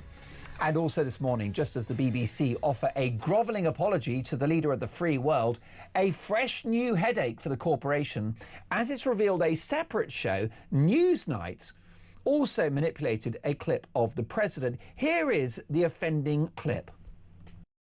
We're going to cheer on our brave senators and congressmen and women, and we fight like hell. We're going to cheer on our brave senators and congressmen and women, and we're probably not going to be cheering so much for some of them. Well, that is damning. That is a second flagship brand. Of course, previously it was Panorama. Then 2 years previously on Newsnight, a very manipulative, misleading clip of the president. Of course, there's already been an apology from the BBC. Are they going to have to do a second apology? This one could be more egregious, given the fact that Donald Trump's former chief of staff, Mick Mulvaney, called out the misleading clip live on air on Newsnight. Nothing was done. Take a listen. Your video actually spliced together the presentation. He said, we're going to go down and we're going to cheer on our senators and our House members. And then it actually goes on to say, in some of them we might not be able to. And that line about it, we fight and fight like hell, is actually later in the speech. And yet your video makes it look like those two things came together. That's the type of messaging here that so many people in my country find frustrating, is that it's hard to actually get the facts. Well, that's quite damning. So what now for the BBC? Should Donald Trump take our national state broadcaster to the cleaners? Meanwhile, the junior doctors are on strike. Resident doctors, if you're watching on YouTube, you will be able to see a live shot of the picket line as we speak. And there you go. There you have pictures of resident doctors who are not treating patients. The reason why your mum can't get an appointment today, or your dad, or a loved one, or a friend, is because they have downed tools in spite of a pay uplift of 29% over 3 years, with starting salaries at £39,000. So will this industrial action cost lives? So much to get through, but I'm delighted to say that with me live in the studio now is the former chief Brexit negotiator, Lord David Frost. Now, Lord Frost is back, but not in government. The UK's former chief Brexit negotiator is about to become the Director General of the Institute of Economic Affairs, the free market think tank, credited with paving the way for Thatcherism. From January, he'll give up the Tory whip and sit as a non-affiliated peer, promising to fight statism and collectivism and make the case for free markets from his new perch at the IEA. Lord David Frost, welcome to Morning Glory. Great to be here, thank you. Congratulations on the move. Why have you taken this step? So I think at the moment the important thing is to win the battle of ideas. There's obviously a fantastic amount of noise going on in politics at the moment and a lot of things going wrong. But behind all that is the failure to run a modern free market economy in the way that it should have been run. And I'm afraid that's been the case for 20 years. Growth has been falling, things have been getting worse. It's now accelerating, I think, under this government. But what we've got to do is help voters understand that the way you get better off is to return to free markets, it's return to a small state, low tax economy, and all that seems to have been forgotten. So it's that battle of ideas that we now need to start fighting again. But this move is not a vote of confidence in the Conservative Party, is it? Well, it's a wish to fight the battle from a different place. Obviously, the right in British politics broadly defined is divided at the moment, and that argument is going on, and it's probably reducing the impact of everybody at the moment. And I think, you know, some people want to be part of that, and I think I can best help the things I believe in by going somewhere else for the time being and arguing it in a different way. And you haven't left the Conservative Party, but clearly you've parted company with this political force, which, as we know, is historically very successful, because of its shift leftwards. Why do you think that's happened? So I think the party over the last 20 years or so has simply kind of gone with the flow. And it kind of believed the Blair Brown view that the economic problems of the country had been kind of permanently solved, and the only thing was to redistribute the proceeds of growth. And so year by year, not consistently but generally, we took our eye off the ball in terms of holding tax down, holding spending down, not doing ridiculous regulation. We bought into the whole net zero project, which has proved so damaging. We just went with the flow and didn't resist. And this is where it's taken us. The flow is collectivist, statist, and it needs to stop. You had enormous success in partnership with Boris Johnson getting Brexit across the line, which on behalf of my viewers and listeners, I'd like to once again congratulate you and thank you for that Brexit deal. Thank you. Which I believe will age well in the years ahead, even if this current administration are not taking advantage of it. And I say that as somebody that voted Remain. But if I had a choice now, I would back Brexit, but it's yet to come to fruition in terms of what it has to offer. But notwithstanding the Brexit triumph, Boris Johnson was the man that obviously participated in the net zero project, wild ambitions that went beyond our international obligations, much to the consternation of many Conservatives.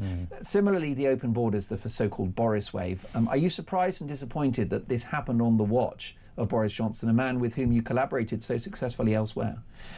Disappointed, certainly. I think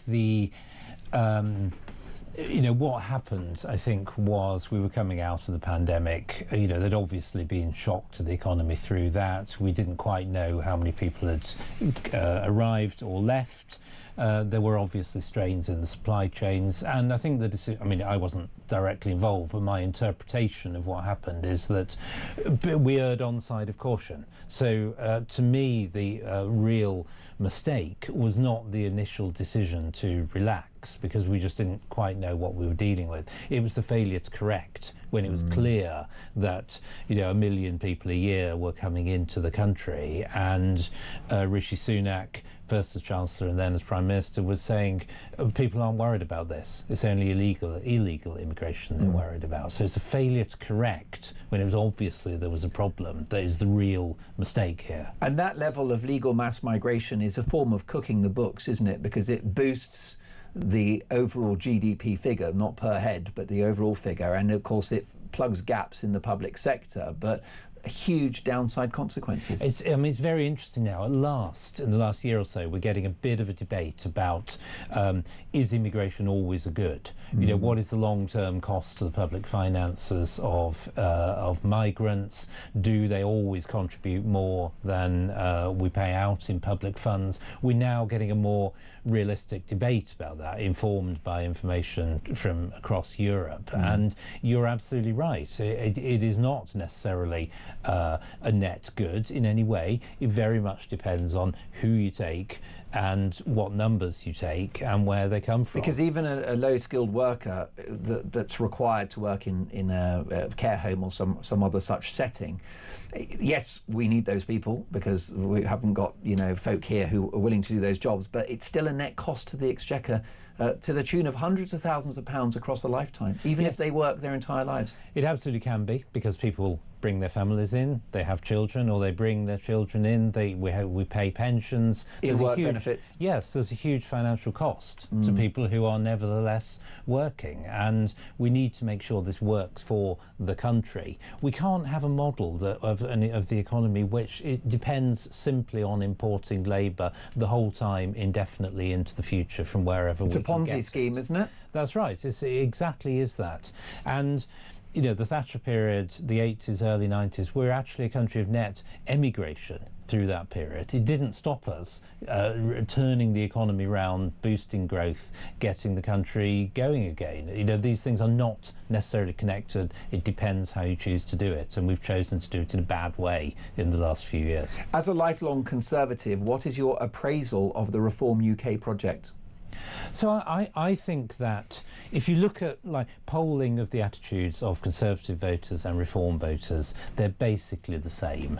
I think there's a kind of slight false view around that Reform voters are sort of ex-Red Wall, sort of slightly left. I mean, I just don't see that in the polling. I think this is a genuine division on the right for a genuine right-wing project, and you know, most of us see good in both parties, and if we're honest, we see good in one or two things the Labour government has done as well. Planning reform, for example, that the Conservatives shied away from, that is something they've taken on. So one's got to look at the actual policies, what are the things that are being done, and not get mesmerised by the party structure, which is clearly in flux. Do you anticipate the circumstances in which you might lend your support to Reform at the next election? Well, in this role as the IEA, it's a charity. I'm non-party, as you said. I'm stepping down from the Conservative whip. Let's see how things kind of pan out. And so you can't rule out, right whilst you're in this role, you won't pronounce publicly on party political issues. That's right. But you have the vote, and so you can't rule out at 9:13 in the morning that you could conceivably vote Reform UK at the next election as a private citizen if you felt that was the right move. Well, luckily as a peer I don't get a vote either. Oh, that's a good point. So I've never faced with that. Well, what about let's see therefore, I mean, look. in a way, you've sidestepped it quite nicely, but I think so many of my viewers and listeners admire you for your achievements regarding Brexit and elsewhere, and they'd love to know whether at some point you might feel that Reform was the best Conservative option for this country. And we'll have to see how things pan out. I mean, I will be looking, you know, if in my sort of virtual vote when it comes to it, for parties that turn round the direction of statism and collectivism, and that has not yet happened. So let's see. Briefly, because I've got to let you go at 15:15. Yeah. What do you think of Nigel Farage? I don't know Nigel very well. He seems somebody who's stuck to his principles. You know, it's clear that we wouldn't have had Brexit without Nigel. He wasn't the only person who made it happen, but he was certainly a big part of it. He seems to be a free marketeer. As far as I can see, he's stuck to that, and we need more free marketeers in politics. So keep talking about it, keep pushing it. That's true for everybody. Right. So no red flags for Reform. Some people suggest it's sort of fag packet politics, and that they're not ready for government and won't be in 3 years' time. Well, I think, you know, up to this point, it has been a bit sort of back of a fag packet. It looks like they're trying to evolve that, which is very good. It's necessary. There you go. Well, let me now, because we're going to let you go. My team have drawn up some questions for one-word answers. Rachel Reeves scraps a budget plan, we're hearing from the Times, to increase income tax. Incompetent, yes or no? Yes. Keir Starmer clears his chief of staff over toxic briefings. Is Starmer a dead man walking? Will he still be Prime Minister in a year's time? No. Wow. More Trump footage edited by the BBC. Should Donald Trump take the BBC to the cleaners? No, I don't think this is in his interest to do it, though I absolutely understand why he feels as he does. And the junior doctors strike, the resident doctors, should they be on strike today? No. No. What makes you think that Starmer won't be our next Prime Minister in a year's time? I mean, it seems to me, I'm no expert in the Labour Party, obviously, but it seems to me like the Labour Party continents are shifting, they're moving around, there's a sort of lack of confidence in his ability to kind of project a vision and to lead, and experience of the last couple of decades suggests that this does for you in the end. So I think he's in difficulties, certainly. Before you jump into a cab, was Brexit worth it? Absolutely, it was worth it.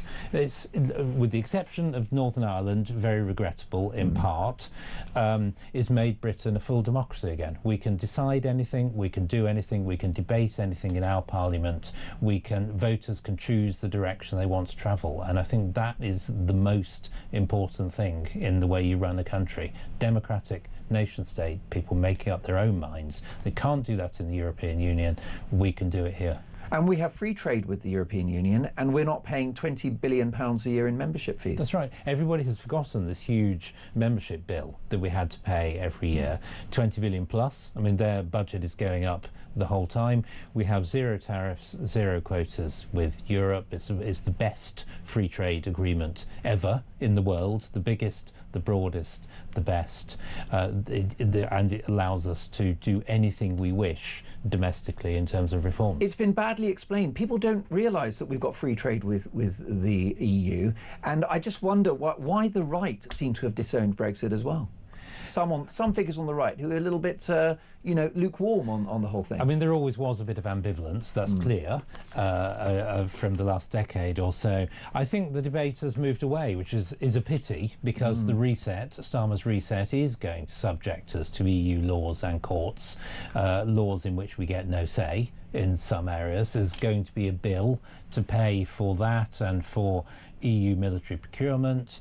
We are stepping back within the tractor beam and getting pulled back in, and it won't be good for the country. David, what a privilege to meet you. Thank you for joining us in the studio. My audience have enjoyed it as well. The message board has gone into meltdown. Lord Frost is back, but not in government. The UK's former chief Brexit negotiator, about to become the Director General of the Institute of Economic Affairs. Very best wishes and good luck with the project, and we'll catch up soon. Thank you to Lord David Frost. Lots more to come. Keep it Morning Glory.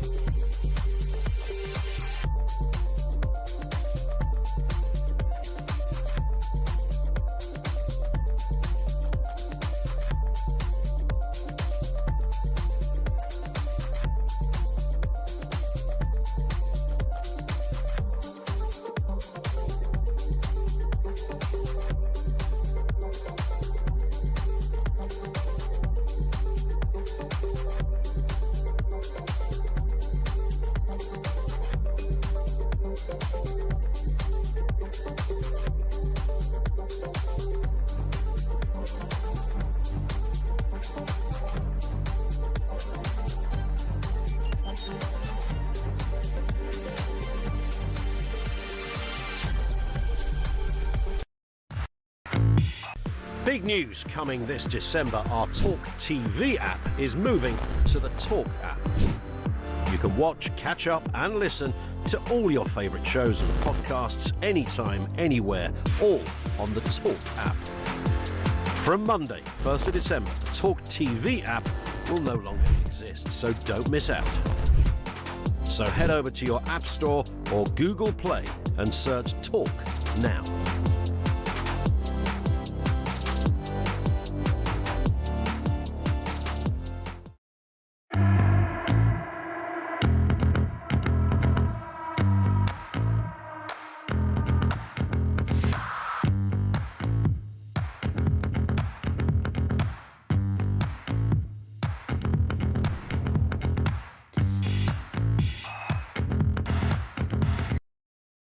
Across the UK, on DAB+, on YouTube, on your mobile, and on your side. This is Talk. Chris has messaged the programme at 9:22 in the morning, and he says, "Hi Mark, great show. Let's just sack all the striking doctors.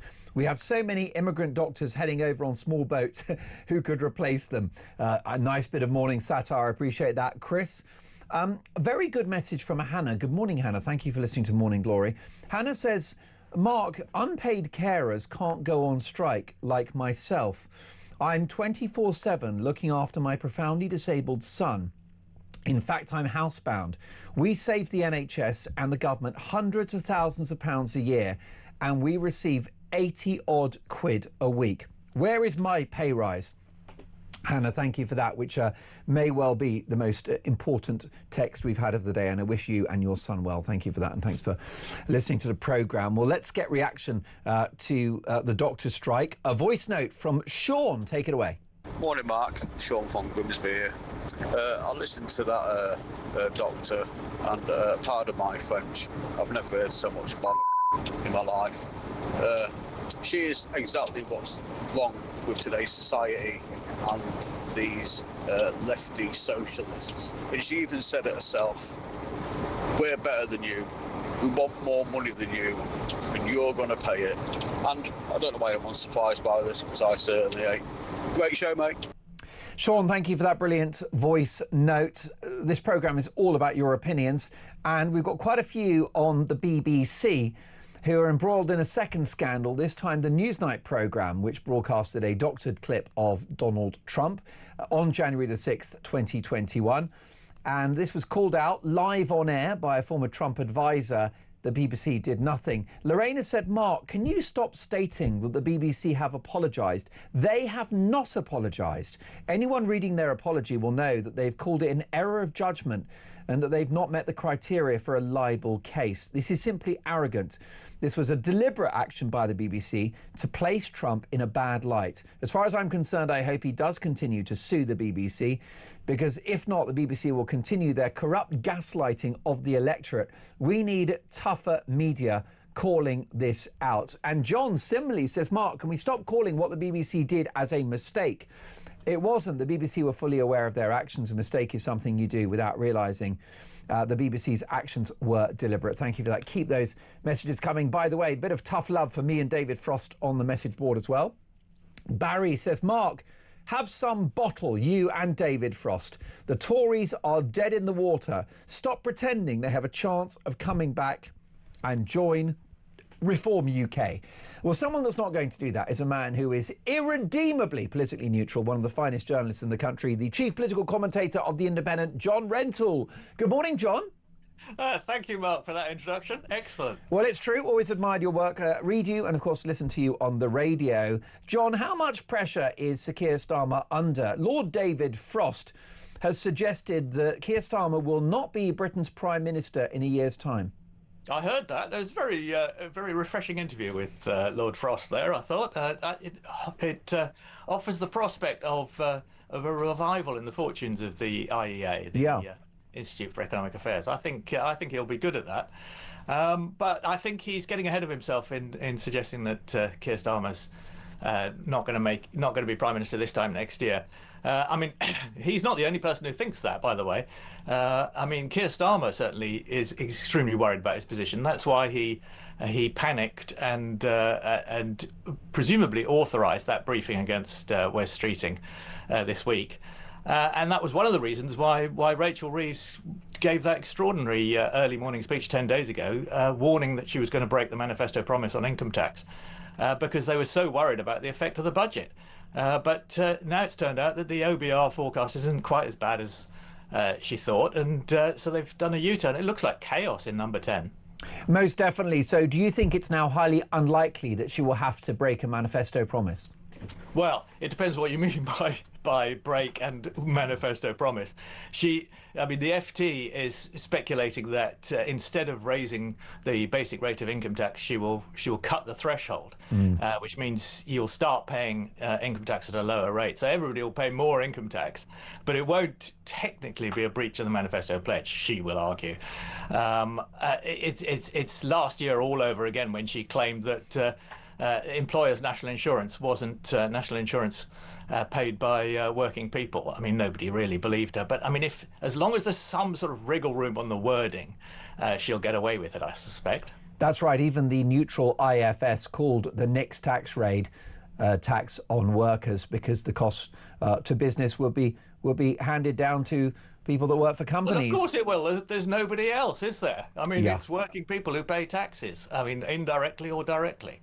Most definitely. And so what about what's happening at number 10? The Prime Minister has cleared his Chief of Staff over toxic briefings. Morgan McSweeney, the architect of the Starmer project, feeling the heat. What's the latest in number 10, do we know? Well, the latest in number 10 is that they're trying to move on from it. And this U-turn on the budget certainly looks like it'll wipe the story from the headlines. I mean, Keir Starmer yesterday was saying nothing to see here. I've had all my senior team in, given them a dressing down. They tell me nothing happened, and I believe them. I mean, I don't think anybody else is going to take that at face value, but that's the point about anonymous briefings, is that they are anonymous and journalists will protect their sources.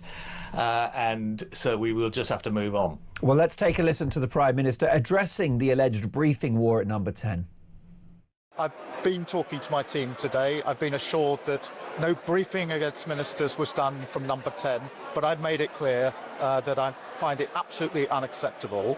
If it transpires... So you're saying it didn't come from Downing Street? I've been assured it didn't come from Downing Street, but I'd be equally clear that whether it's this case or any other, I intend to deal with it. If it didn't come from Downing Street, where did it come from? And will you sack the person who's responsible?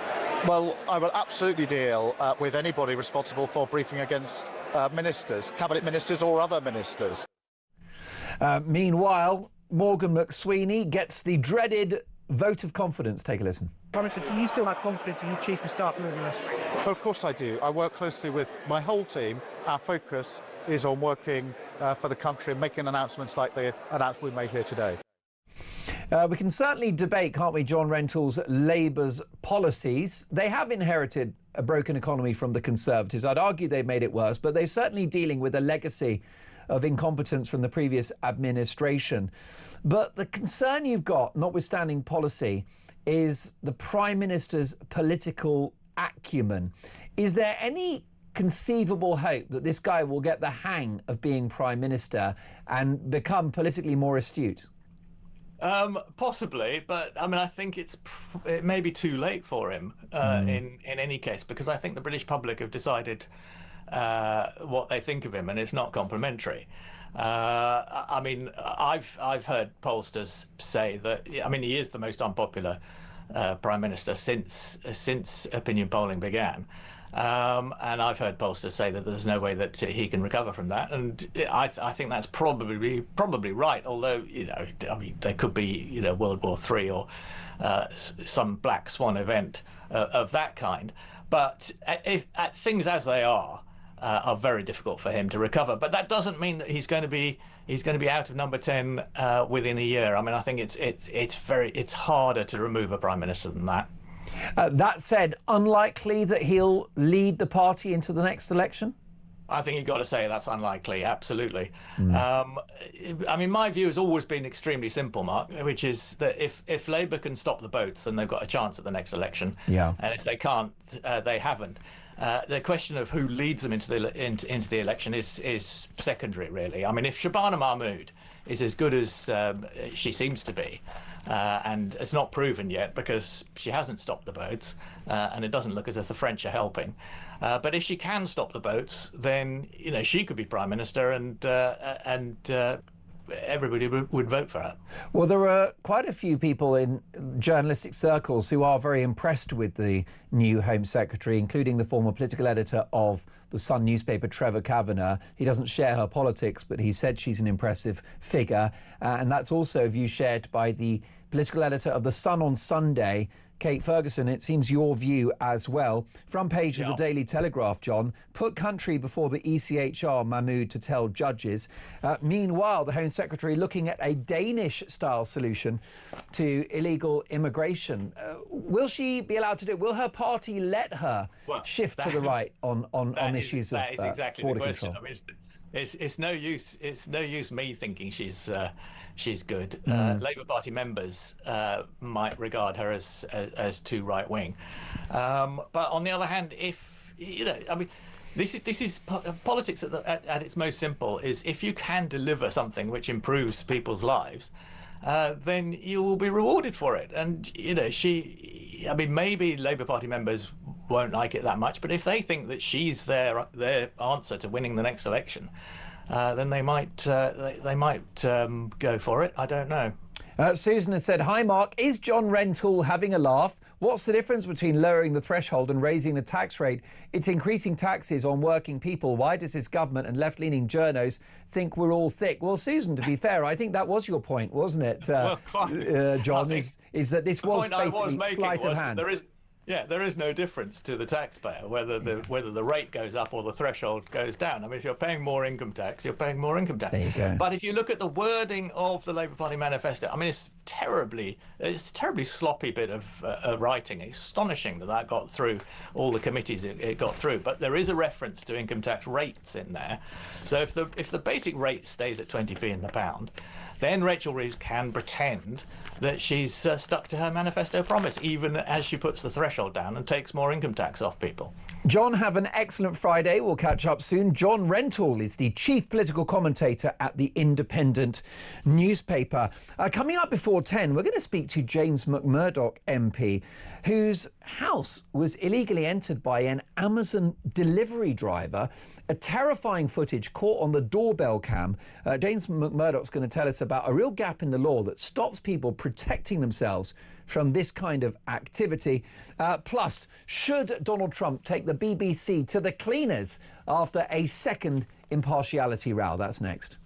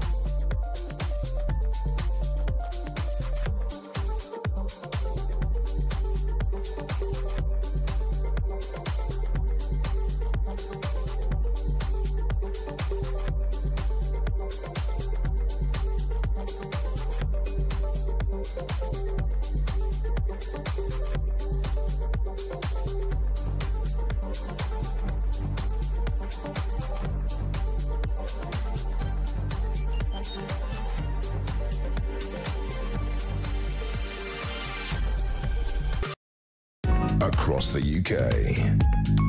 On DAB+, on YouTube, on your mobile, and on your side. This is Talk. Welcome to Morning Glory. It's 9:37. Lovely to have your company. Don't forget, I'm back for Talk Breakfast tomorrow and Sunday, 6 a.m. till 10 a.m. Big opinions, big stories, Dolan's Dispatch, and your calls. Really looking forward to it. But I'll tell you something, the BBC now are embroiled in a second scandal around impartiality. We know that the Panorama show that notoriously went out some time ago featured a doctored clip of Donald Trump on January the 6th, 2021. Well, now a second flagship BBC brand, the Newsnight programme, also broadcast a clip that was misleading in regard to Donald Trump's speech prior to the storming of the Capitol all those years ago. And somebody that was on air at the time on Newsnight, a former advisor to Donald Trump, Mick Mulvaney, called out the misleading nature of the clip in real time on the show. Take a listen.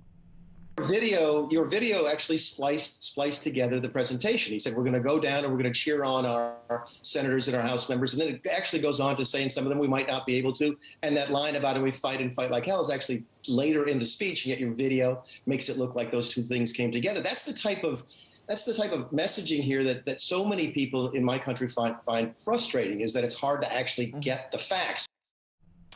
Well, there was almost no response from the presenter at the time, Kirsty Walk, and no response from the corporation in the days, weeks and months after.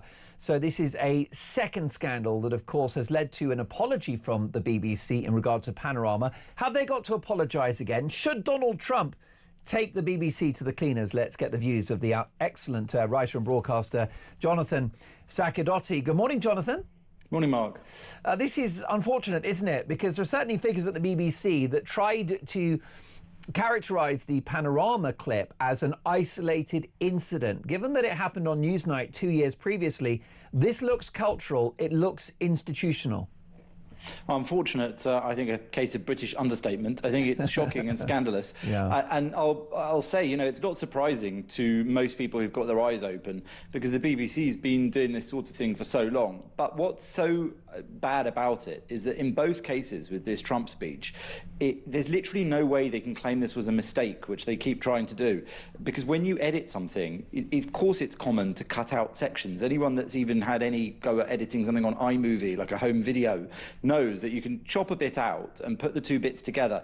But it's very, very basic editing vocabulary that if you want to show you cut out something in the ordinary timeline of things, you put in like a little white flash or a little fade out and fade in. There are so many devices which, educated viewers today now mean, there's a bit missing there, so this is abridged. They didn't do it. They did the other editing technique, which is you cut to a shot of, say, the crowd listening.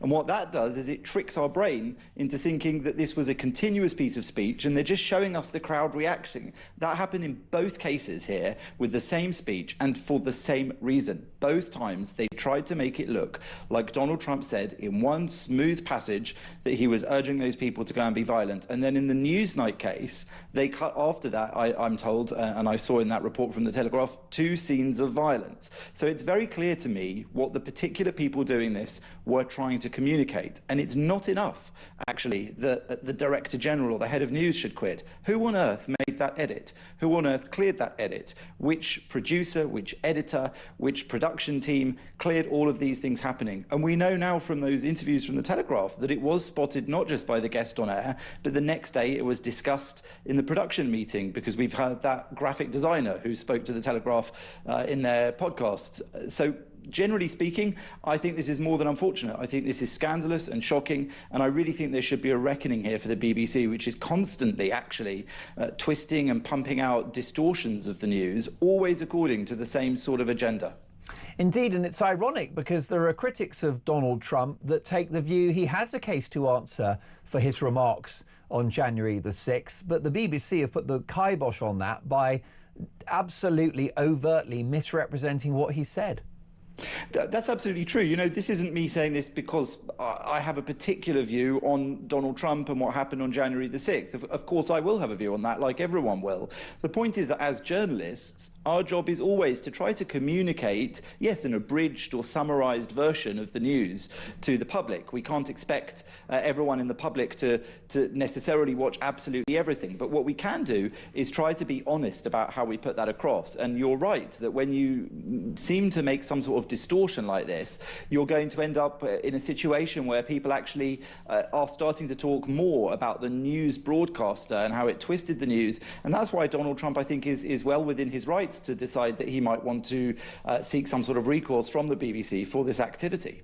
It's unfortunate, isn't it, that our national state broadcaster that should represent Britain's interests has created a diplomatic incident. Absolutely. And I mean, it's certainly easy to create a diplomatic incident with Donald Trump. He's somebody who likes to react to this sort of thing. But I think in this case, it's completely reasonable that he'd want to react to this because, you know, the BBC has done something which no news broadcaster should do. He said that they should apologise, and that did force them to do so under this threat of a legal case. And of course, nobody knows if that was really viable or not. But then to be revealed to have done the same thing again at some interval, in fact, sometime before the case that came out first. So they absolutely should have been aware of this sort of thing. And let me go on to expand it and just say that the other things that were in the Prescott memo that was leaked to the Telegraph included their bias on Israel, their bias on trans issues, their bias in a whole range of different issues. And when it comes to dodgy editing, when it comes to non-sequential editing, as we can call it, they actually did that in that Hamas propaganda documentary as well.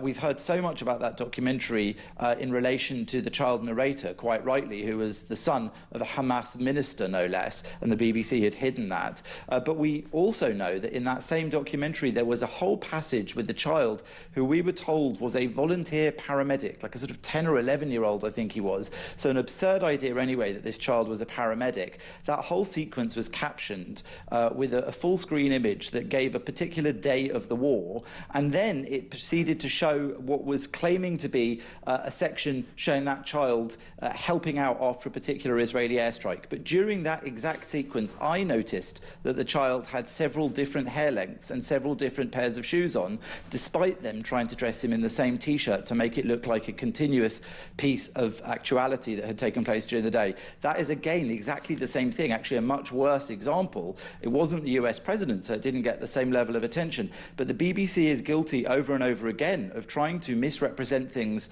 as having happened in a particular order or in a particular day, when they didn't. They did the same to Her late Majesty the Queen Elizabeth II during that famous or infamous moment which ended up in Peter Finch's firing or resignation, when they made it look like she had stormed out of a photo shoot with Annie Lieberman in a sort of diva-ish tantrum, and nothing of the sort had happened. They cut something that happened before the photo shoot and put it after the photo shoot to make it look like Annie Leibovitz had upset her. So once could be an accident, though not really. Twice is bad luck. 3, 4 more times, that looks like a bad and dirty habit. And I would say that the BBC needs absolutely to answer for all of these errors and for all of the many other errors that they make. They're not really, we can't write them off as mistakes and accidents. They really need to look inwards and see why they have these biases and why they keep using these dirty tricks to push them to the public. Jonathan, I've enjoyed your podcast. What is the full name of your podcast?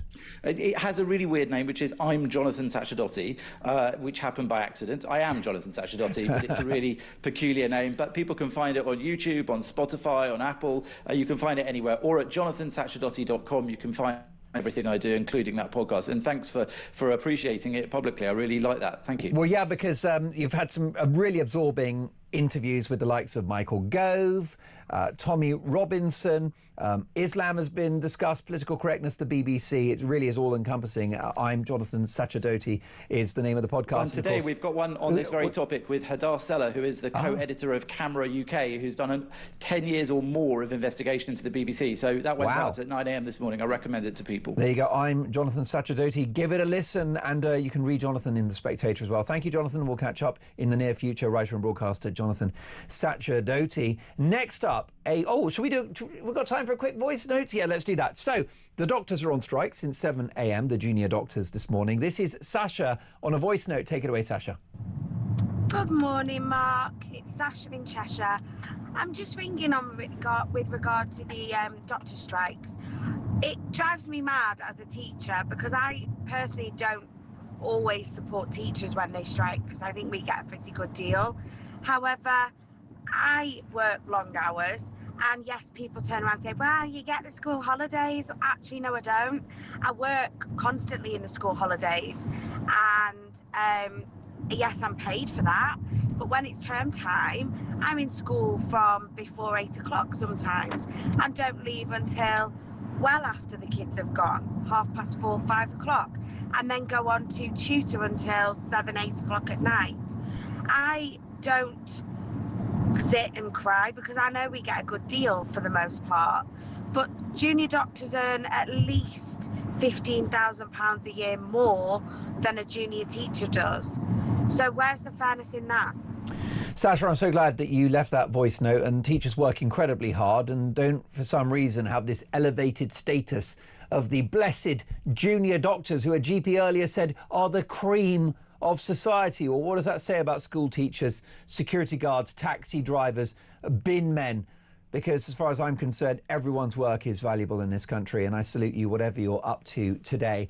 More to come, a shocking story. A leading MP whose house was entered last night by an Amazon delivery person, all captured on the doorbell camera. Chilling stuff. We'll discuss that next.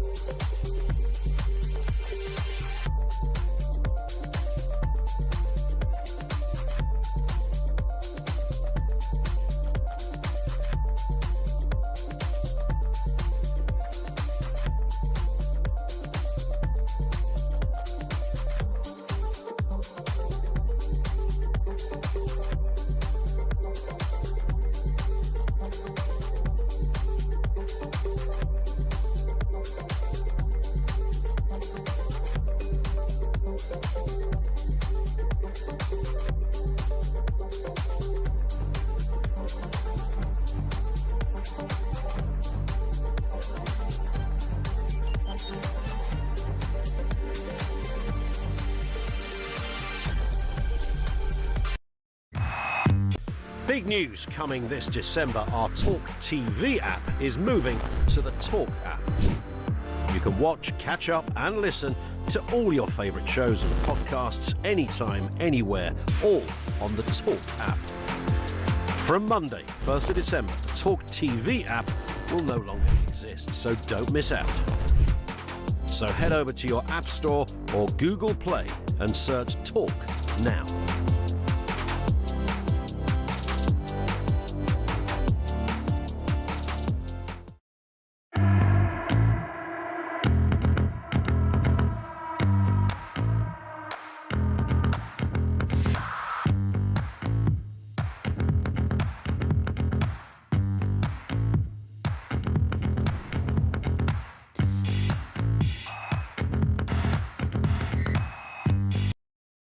Across the UK. On DAB+. On YouTube. On your mobile. And on your side. This is Talk. Well, it is exactly 9:52 in the morning. I hope you're all having a good Friday. Great news. There is now only one place to listen and to watch Talk on your phone. Everything is moving to the Talk app. So if you're using the Talk TV app, now's the time to download the Talk app. That's right. And you can watch and listen 24/7. And I do hope you'll be doing that this weekend when I return for Talk Breakfast, Saturday and Sunday from 6 till 10 a.m. The BBC, should Donald Trump take them to the cleaners? This is Kitty on a voice note. Good morning, Mark. Kitty from Kent here. Yes, Trump should sue the BBC, and I hope it cripples it closes down, and all the elites, or self-styled elites who work there, have to go out into the real world. They're not capable of actually doing their jobs, so they'll be living the same way all of us do. I think the economy already has crashed. I think figures are being massaged, because anyone living a normal life will know that they simply just cannot afford to go day to day. It's a nightmare. And as for replacing Keir Starmer, I hope it's Angela Rayner, because the media, especially male media types, are so soft on her that maybe it will open their eyes to how truly, truly awful she is. Kitty, thank you for that, and thank you for all your voice notes and messages and calls in the course of the show. Something really shocking befell the MP for South Basildon and East Thurrock yesterday, last night. James McMurdoch MP had an Amazon delivery driver essentially enter his property, all caught on a doorbell camera. It was absolutely chilling scenes. If you're watching on the YouTube feed, you'll just see this individual who comes into Mr. McMurdoch's home, not expecting the resident to actually be home. But James McMurdoch MP, you were home. What happened, sir? I was indeed, and thank God I was. In all honesty, I haven't had a fright like that in quite a long time. Yeah. I was walking through my hallway downstairs. I was actually the only adult in the house. I had my 5-year-old, in fact, no, I didn't. I had my 3-year-old, my 1-year-old, and a newborn, all toddling around on the living room floor. And I'm confronted with a grown man right in front of me, walking through my front door. So I certainly had a bit of a fright. But luckily I was, I was in the right place and heading in the right direction. And I ushered him out my home rather quickly. My heart goes out to you for this. It's really, really concerning, especially given what could have happened, James, if you weren't there. Yeah, and that's really where all of this and the whole point of this discussion comes in, because I'm totally okay with the idea that this is an honest mistake, and in fact I'd be very, very grateful if it is. But there are very, very serious concerns around what the potential could have been. Yeah. I've lived in this property for 10 years. The portray that some of your viewers will be able to see where the man is standing before entering my home is dry. I've had 10 years worth of deliveries be placed there without a single incident. This is the first time anyone's decided that wasn't sufficient. And what if it was my teenage daughter? What if it was my wife? What if this man wasn't confronted by another grown man heading towards him? What if he was actually confronted by someone frail or someone vulnerable? Now, I'm trying to strike the balance where I'm not assuming the worst of this gentleman. But because of the outlandishness of the whole situation and because of the potential threat, and I'm sure we'll get on to next, the response from the police. Well, it was underwhelming, wasn't it? Really, really quite. I mean, genuinely quite. I do have some very, very heightened security features in my home, as you might expect from an MP. Yeah. But they're a kind of all guns blazing type situation, and I didn't want to strip every police officer from the area away from whatever they were doing. So the fact that by virtue of the fact that I'd been able to get the man out of the house very quickly and lock the door, gave me time to pause and think more rationally. Now, I rang 999, and I will add that I've spoken to Thurrock's most senior officer this morning, who's raised some concerns about how the conversation last night went. But I spoke to 999 last night. They essentially said that trespass is a civil matter, and they would do nothing. And I was so taken aback by the answer. I actually rang 999 again a few minutes later to stress the point. I spoke to the most senior duty officer on board. And this is where this is where the critical point is. The police's action is really determined by intent. Now, I think, and I'm someone who takes no pleasure whatsoever in bad mouthing our frontline services. I really am on their side, and where mistakes are made, I want them to be learned from. I don't want them to just be, have their feet held over the fire for the sake of it. But what we have is a situation here where, based on the conversations I've had with senior officers this morning, what we're probably looking at is a bit of a failure of contact management. So, for example, this is an Amazon delivery driver. That's my belief. There's an Amazon parcel. What the police weren't able to ascertain from the brief conversation I had with them was this a genuine delivery driver? Had he just picked the parcel up from the floor that a real person, like every other for the last 10 years, has placed on the floor and then used it as an excuse? So there was quite a shocking level of assumption from the responders last night, which I think is going to be taken seriously behind the scenes now, just to double check that training's in place and that rationale is being followed through and thought of properly. Well, it's funny because myself and my team spotted this story at around 10 p.m. last night, 10:30, and I think it had maybe sort of 20,000 views on X, where you posted what had happened and the video. Well, it's now on 2.8 million views. This is clearly, ruffled feathers, because essentially Brits have no protection legally if someone walks into their property.